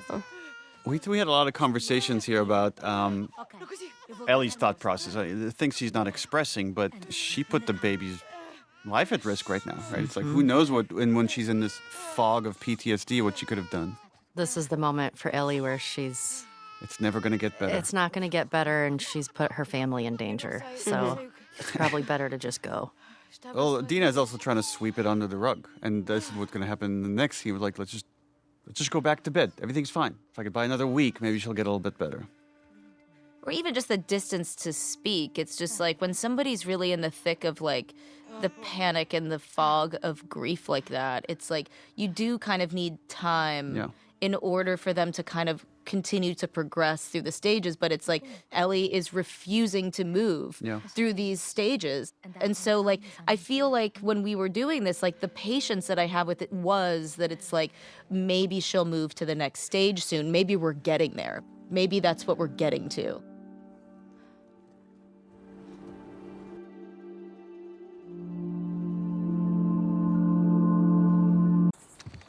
I don't know if we ever talked about this, but we had a whole different version of this part of the game where it was Maria that showed up.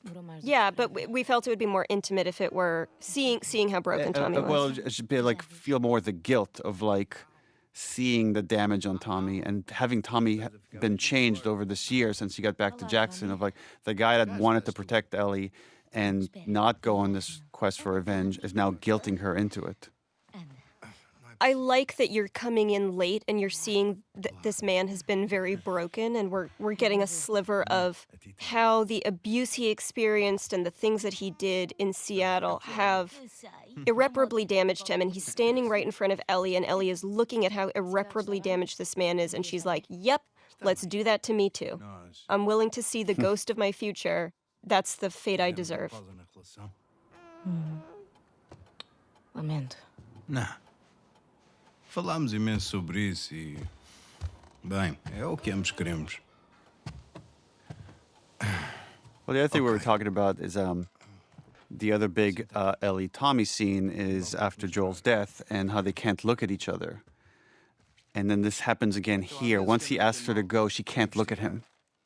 I think it's a confrontation thing, or when I'm feeling anger, I get uncomfortable, like I don't want somebody to see it. It's also the shame, right? Of the shame of, Yeah. I'm letting you down. I'm letting Joel down. I'm letting myself down. Yeah. Disse-me que tinha o porte de touro e que viajava com miúdo com cicatrizes na cara.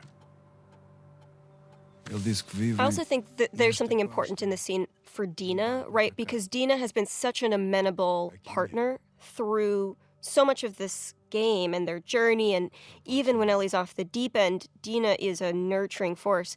And here she's finally drawing the line. She's finally like, we're done with that. I'm speaking for Ellie now.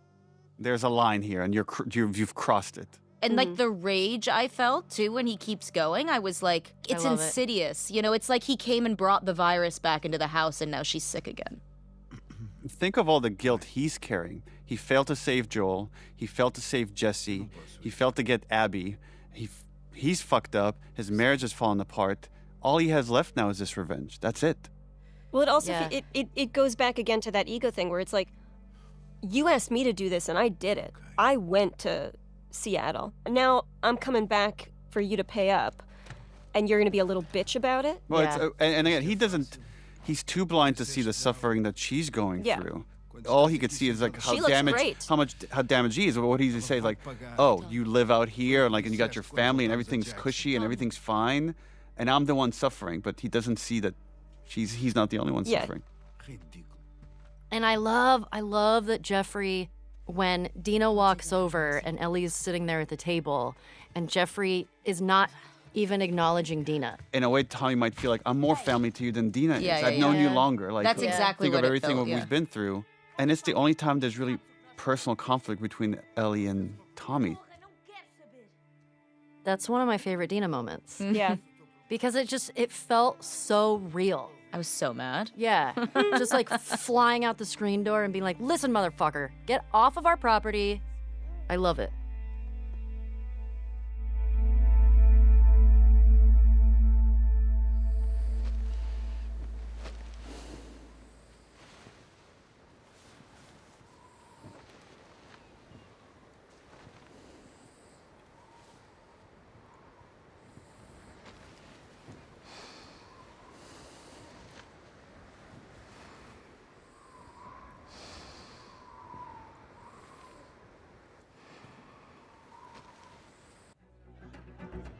So this was one of the first things we shot for this game. Yep. There's so many characters here. We had to shoot this in multiple batches and then stitch it all together. I did several days just dancing. Yes.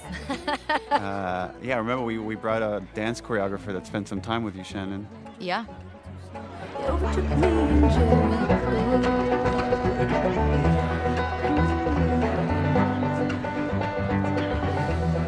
This was the demo, and so we had to, this was tricky because we're introducing to the world a lot of new characters with a lot of interesting dynamics, and trying to do that through exposition, but as thin an exposition as possible because, dear God, nobody likes exposition. It was hard. This scene has jumped around all over as we're playing with the structure. It used to be in the very beginning, and then we felt we just had too many cutscenes in the beginning. We needed to get to the action a little bit faster, and then moved it to the end. We changed the writing for the beginning. Está a dar grande espetáculo. But there's something kind of nice, and I guess there's a tragedy to it of coming here at the end as a memory. Of just seeing Jesse's alive and Ellie and Dina are okay and no one's, and there's Joel. Hey! Por que demoraste tanto? And this like really innocent first kiss. Vem comigo. Ei, não se esqueçam de que amanhã saímos cedo. Por isso descansem.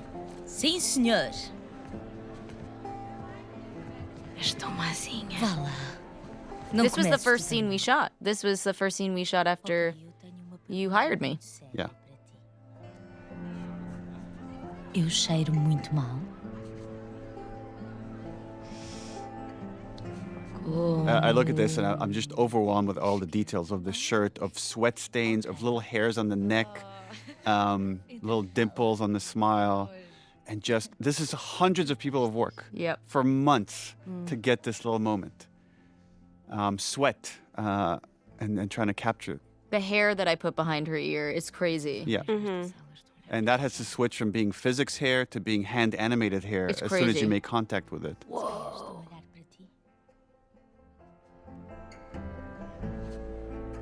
Não estão. And even just the kissing, like, I mean, it's just, it looks so realistic. Yeah, and it's actually a combination of several performances all stitched together right here. And then the lighting has to change from shot to shot. It's interesting highlighting the bracelet that's back on Dina's hand. It's a nice reflective moment of like how innocent things were for all these characters. Yeah. I love just the little surprise on Ellie's face, the little like moment of shock before melting into it. And then we're about to get into Seth. And again, Shannon, your rage is so real here. Ei, isto é evento de família. What the fuck are you looking at? This whole interaction was based on one time I was at Blockbuster and I'm just talking to my friend, I'm throwing curse words around, and the dad in front of me had his two kids, and he's like, "Do you mind? There's kids around." And that always stuck with me. I felt such shame having like used curse words in front of these kids. Ellie, não. Sai, mas é Tira as mãos de mim! Ei! Chega. Vamos lá dar uma volta. Então e elas? Preocupa-te contigo. I feel so bad for Joel here. Ugh, me too. Qual é o teu problema? She doesn't want to be under his shadow anymore. No. But he can't help himself. He's just trying to. He's Someone trying to dad. someone is hurting her, and he's going to stand up for her. Oh, Papa Bear. Yeah, you know you were an asshole. Yeah. Yeah.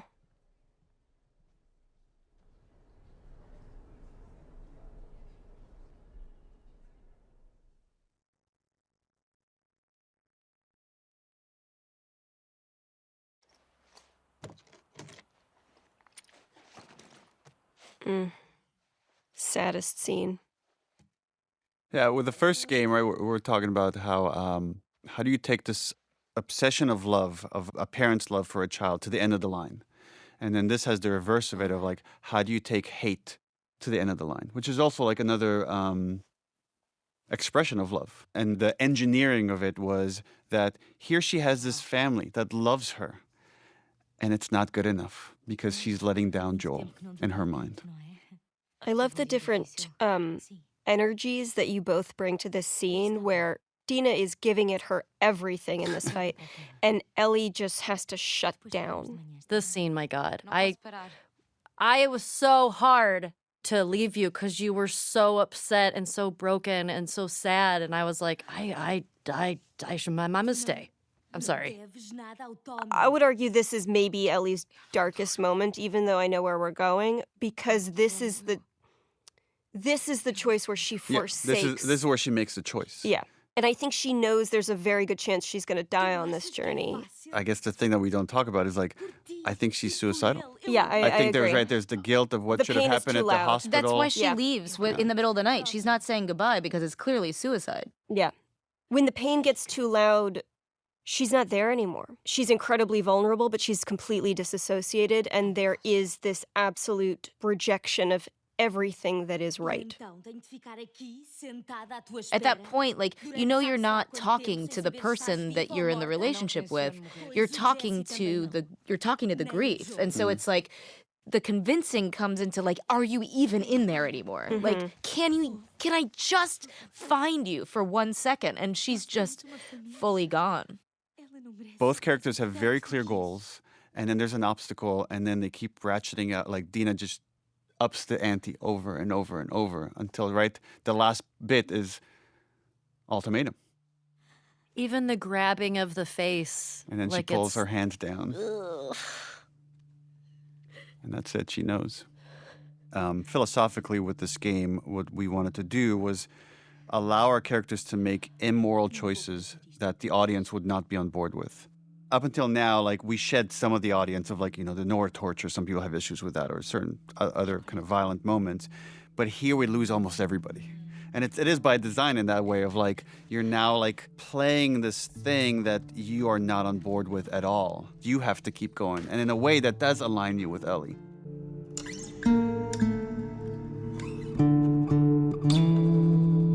These shots are so gorgeous. There's a nice misdirect coming up here. We purposely gave Lev chucks. So you're thinking for a second that, oh, okay, this is where I pick up Ellie's journey. And again, now you've been a while away from Abby and Lev. And now Lev has fully shed his seraphite exterior. Has hair. I love to see their growth, their relationships in this moment. Okay, Constance. In letting go of hate, Abby has taken on Owen's optimism, Owen's hope. This thing that was just this flame that was almost completely extinguished within her. Somehow in all that tragedy and all that horror, she was able to find it again.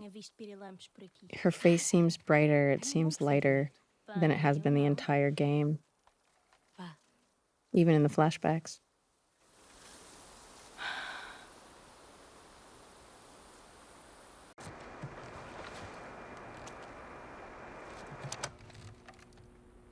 Esta frequência está a ser usada. Daqui. This is so small, but I love the hope. Again, it's like she has a bit of hope here, and then it's cranked up to 10 when she hears the fireflies on the other side of this radio. And isn't the firefly on the other side of this radio another Vox Machina hero? Is it really? Yeah. Who is it? Liam O'Brien. Is it? Yeah. He was my fellow nurse, wasn't he? He was. Yeah, we were with the two nurses. Nurse in Last of Us 1. Esta frequência está a ser usada. Daqui, Abby em Santa Bárbara. Está aí alguém? There's a nice reaction here that Lev has to Abby's, again, singular obsession of now finding the fireflies. And he's ready to give up. Alguém me ouve? Olá? And she keeps going in desperation. I love artistically how the character models for Lev and Yara were kind of a blend of both of the actors' faces, because now I'm like looking at baby Lev, but I feel like you can see some spirit of Yara still. Esta frequência está a ser usada. Olá, daqui. Fala a Abby de Santa Bárbara. Alguém me ouve? Se alguém me está a ouvir, por favor, diga. Por favor, respondam. Don't give up. Like that, this was perfectly shot, like we're pulling away from her, that this is how the scene's going to end. 2425 Constance. Fomos informados I sobre don't know uma why base, I get weirdly emotional in this scene. Procuramos pirilampos. Eu sou uma pirilampo. Maybe just seeing how happy she is. Estavas destacado onde? Fazia parte do posto de Salt Lake. Like that little head shake. God, I'm so awkward. I mean, I guess I'm a firefly. I kind of disavowed them, but that is who I truly am. Era o meu pai. Bem, quem diria? Mandámos toda a gente retirar-se Like das Liam's estações satélite e acting right here, like in the reply. How about that? Like, holy shit. 200 membros agora. Aparecem mais todos os meses. O Owen tinha razão. E vão receber mais 2. Onde é que estão? It's, Oh God, yeah, that's there it is. Procurem o edifício com a cúpula grande em Avalon. Nós encontramos-vos. Ok. Look at like the way Lev looks at her. He's happy for her. Mal podemos esperar. Boa sorte, Abby, em Santa Bárbara. Well, it's also like Fim de transmissão. there's a possibility of community here again. Yeah. Well, I'm sure everything's going to turn out fine for these two. But it needs to, Neil.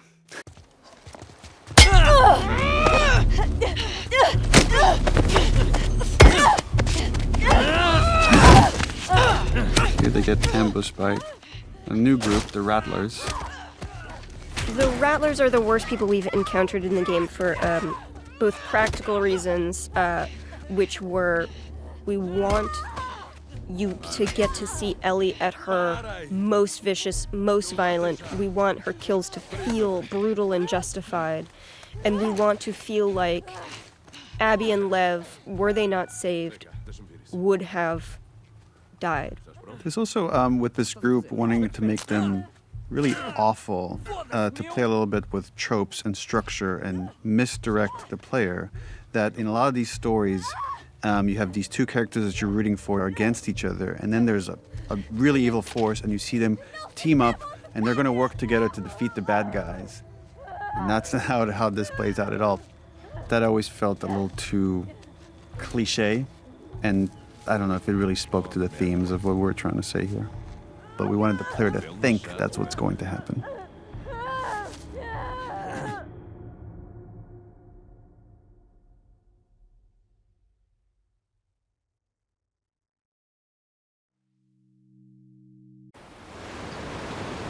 There's a nice economy here of storytelling. Like, we don't show Abby arriving at Santa Barbara with this boat that has become a character of its own in the story. And we're just here with Ellie picking up the tail end of their journey. There's also like a really interesting note here from Abby.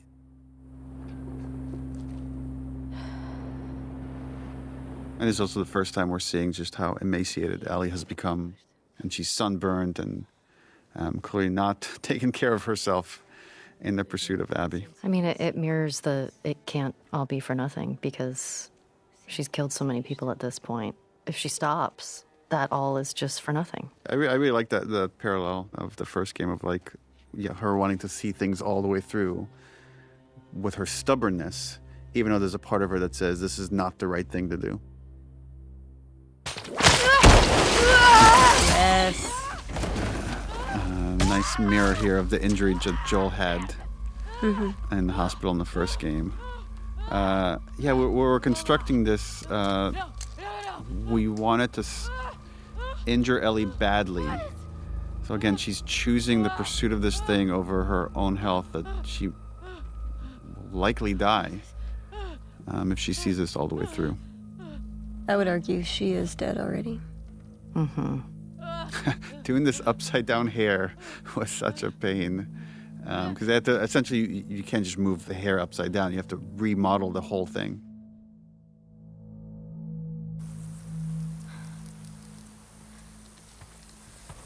And we wanted her to have lost so much blood. It's again, the whole thing is starting to feel like a fever dream, and she thinks she's seeing like Abby and Lev, and then realizes, oh no, it's very different people. Travis and Logic. This was another moment to show how far Ellie has come, and how easier it is for her to kill someone in cold blood now versus the earlier parts of the story. And one more instance where she could use her superpower of being immune to get herself out of these jams. And what she's employing here is very similar to what Nora did to her, which is like try to insult them so they could get reckless, and in that recklessness she'll find the opening. Parece que te cagaste todo. It's good trick. I remember in this scene when I take the gun off of Bobby, the strap in one of the takes went across his neck, and I gave him a really bad rope burn. Oh no! Because I just yanked it really quickly, and he had that for about a week. Oh no! It looked I was like, oh no! It looked like he was strangled or something. But he looked badass. He was so excited. It was like, oh my God, Ellie killed me. He was such a fan of the game. Right. He was excited. I love how efficient that action is right there. Of just grabbing the gun, spraying across his legs. And watch this little smirk that you give when he points out your bite. Because he doesn't know you're immune. No one's immune.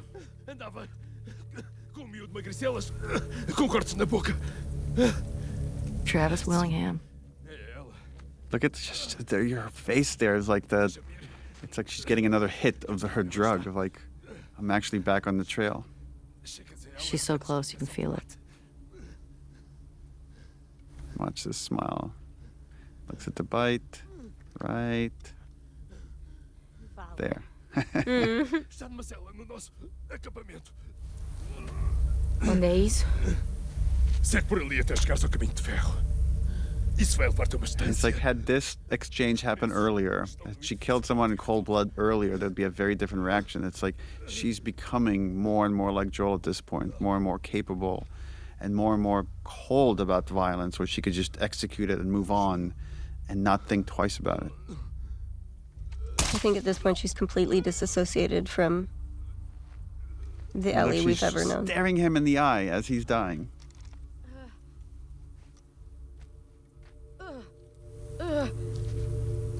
And just a hint that the injury's getting worse and worse. But again, she's not going to stop. She can't. Not yet.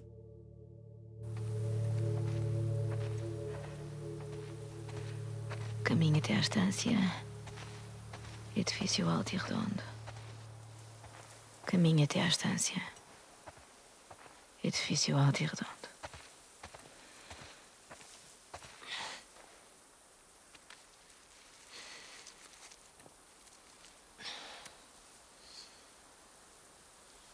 Ah, foda-se. Aponta para a Eu não vou voltar! Aquilo é uma arma. Ele está Eu armado! não vou voltar! Ai, Esparta! Merda! Remember this. Yeah, so the idea, right? She gets hit right at her injury. I like how badass this scene is. And the desperation. Remember the thumb to the eye. Ah, tenho chaves! And this is Matthew Mercer. Yeah. Oh, yeah. What I like about this sequence, too, is like, you can look at everything that Ellie does is so ugly and so brutal and so unnecessary, but had she not come after Abby, who knows if these people would have ever been free? Who knows if this uprising would have ever happened, right? So again, there's these butterfly wings happening because of all of the choices she's made, that none of them are just black and white. You've got this constant gray you have to reconcile with. How they're staring at her like she's some kind of wild animal. Again, like there's this whole crazy thing going on here of like slaves and slavers, and Ellie cares none of that. It's just she's so single-minded about Abby, and pretty soon, she, like in gameplay, she's gonna just start repeating Abby, Abby. I wonder how much of Ellie is hoping to die in that fight. És tu.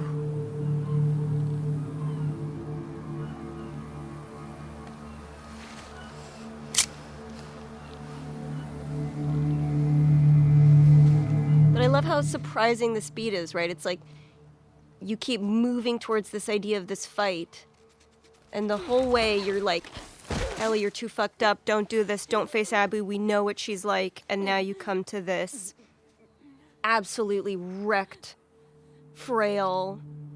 I also love, it's pretty much wordless, and you could tell so much with the performance what's going on in their heads, and you could see Ellie's confusion and anger and sadness for what she's witnessing. Yeah, it's hard. It's like finally the prize is right there, and now it just doesn't feel as satisfying. I always read that like there are boats this way moment is like, if I'm nice to her, if I'm just like treat her like not my enemy, then maybe like this will all go by quietly.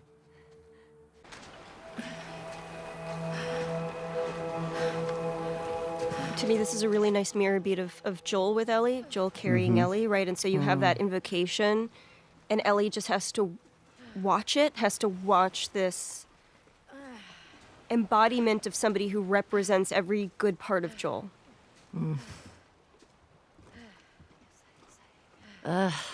It makes me so sad. This scene.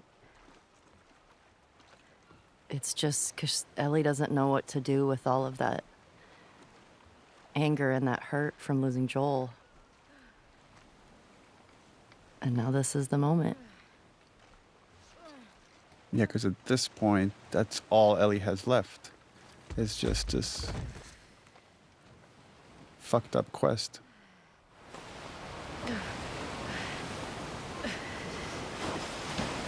Yeah, imagine having that image stuck in your head and not knowing how to get rid of it. Yeah. And killing somebody else is not going to do it, but You have to get to that point. You have to realize it yourself. Mm-hmm. We actually had a really fun day. Yeah. As hard as this scene was, and it's so funny doing this with one of your best friends, of just like fighting each other, pulling her hair, being like, get out of here, let's fight, kick me.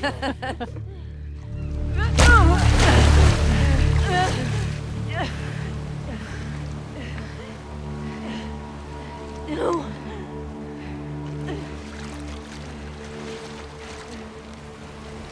No voltar contra ti. I think that threat is fake, right? It's I don't think. Yes. I don't think. She's bluffing. I absolutely think she's bluffing. Really? Yeah.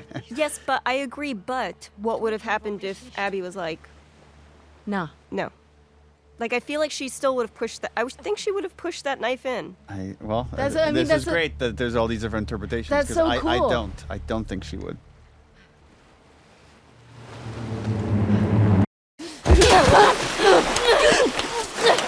There were all these other versions of how Ellie lost her fingers. Remember, Hallie, of like, there used to be when someone was waiting for her at the farm and then tortured her in retribution for what happened in Seattle. Yeah. Oh, I didn't know that. It was like the parent or somebody of somebody who died, of like an NPC essentially, who came, and so you're seeing that cyclical nature of violence of like, you killed my person, you killed my person, you killed my person. So somebody you didn't even realize you'd really killed tracks Ellie down. Wow. I love how you pin her with your knee.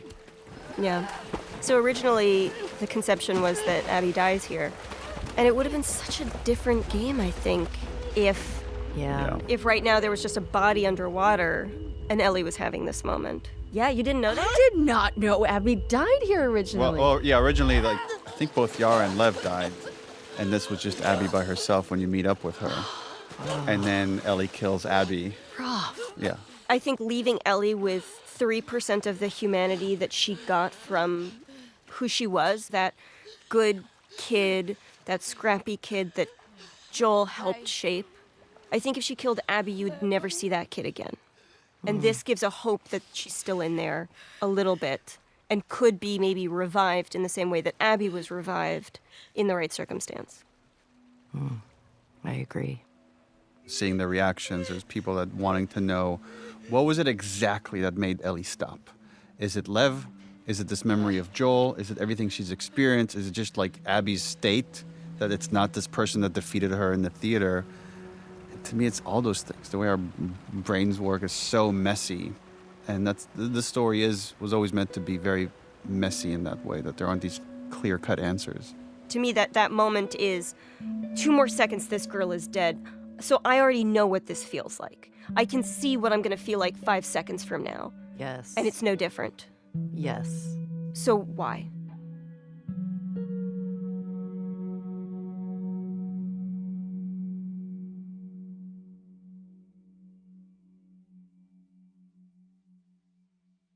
Originally, the house was fully empty.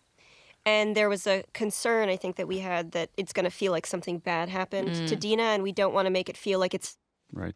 That's the thought in her head. It's more, Dina has made that choice to move back. She had to move back, too. She couldn't stay there alone with a baby. It was too dangerous. But I do think there's something poetic in, like, she didn't take Ellie's things with her. Yeah. There wasn't I'm waiting for you, I'm going to build a home. It's I'm letting this die, here. And I'm going to let everything rot for you. Well, that's really bleak.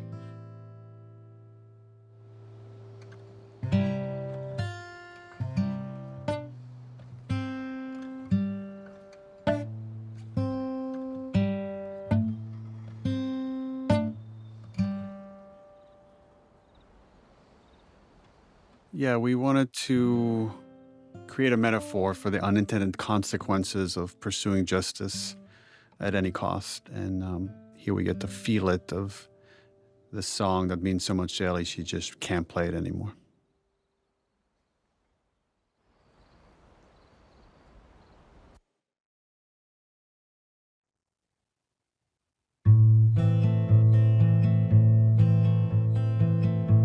Also interesting thinking about Joel's headspace right now, like just been humiliated by Ellie in front of everyone. Who knows what's going through his head, but for me, sometimes when I get just filled with anxiety, it's guitar. It's just sitting down and just jamming and just... Yeah, not even playing a song, just playing through something. And we've had this scene at different spots of the game until we finally landed. It's this final moment. Yeah, I think originally we were going to put it before the midpoint showdown of the game. Right. Oh, it plays so much better at the end. Yeah, no, now you can't imagine it anywhere else once it's here. Estás a beber? Traded his soul for coffee. Onde é que arranjaste? Foram as pessoas que passaram cá a semana passada. Ah. I would do the Tenho same. vergonha do que tive de dar para outras. This is the most Ashley has ever pushed back on a scene. Wait, really? Which this was because originally it was written that they hug at the end of the scene, and you're like, I don't know if they would. I'm not sure like we could get all the way there. You were a sport about it, and we did two versions, one with a hug, one without a hug, and they were both very, very good. But ultimately, you were right. They're starting to forgive each other, but they're not fully there. Ultimately, makes it more tragic. Yeah. I think that's why she goes on this journey, because it's just like it was never solved. Our relationship was never fixed. Adina, é tua namorada? Não. Não, ela foi só um beijo. Não significa nada. Ela só... Não sei porque fez aquilo. Mas gostas dela?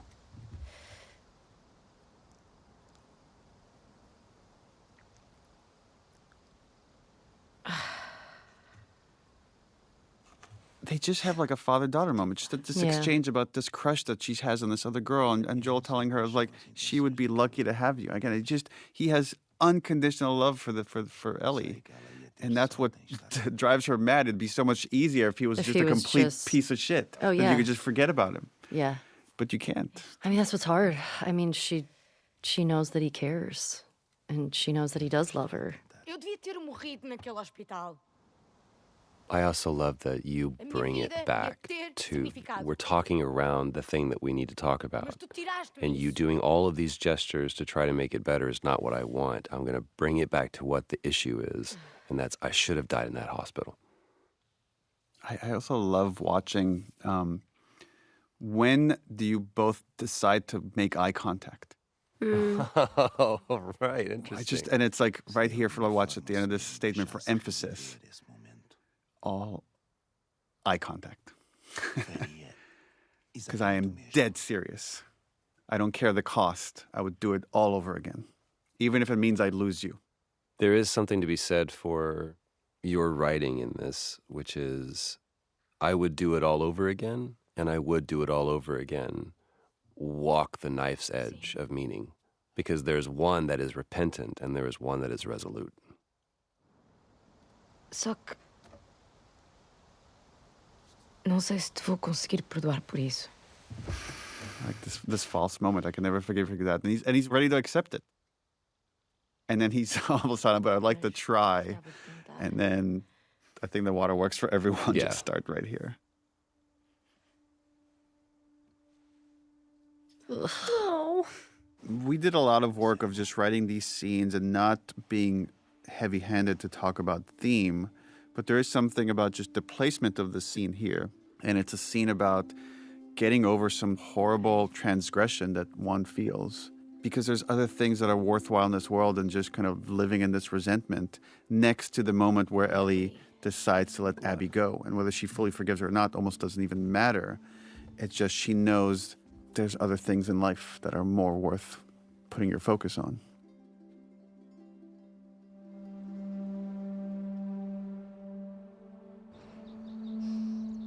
It's interesting seeing since the game has come out. It's been out for a few years now.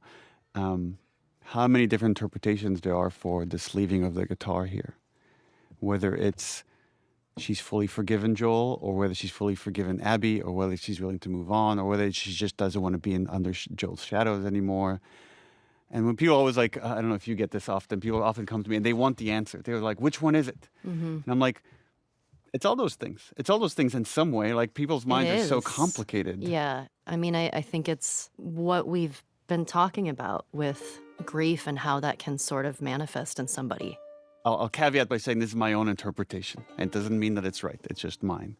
But sometimes you have so many triggers for trauma that you just need to let anything that might trigger you, you just have to let it go and start over. I mean, how I felt in that moment of, it's easier just to not get close to people. We know when we were writing this, we had so many conversations about leaving it on a hopeful note. And even though it's very dark, I do find it to be a hopeful note. It's left with that question of once you've committed all these atrocities yourself, can you come back from that? And we saw that Joel was able to, and then maybe Ellie could as well.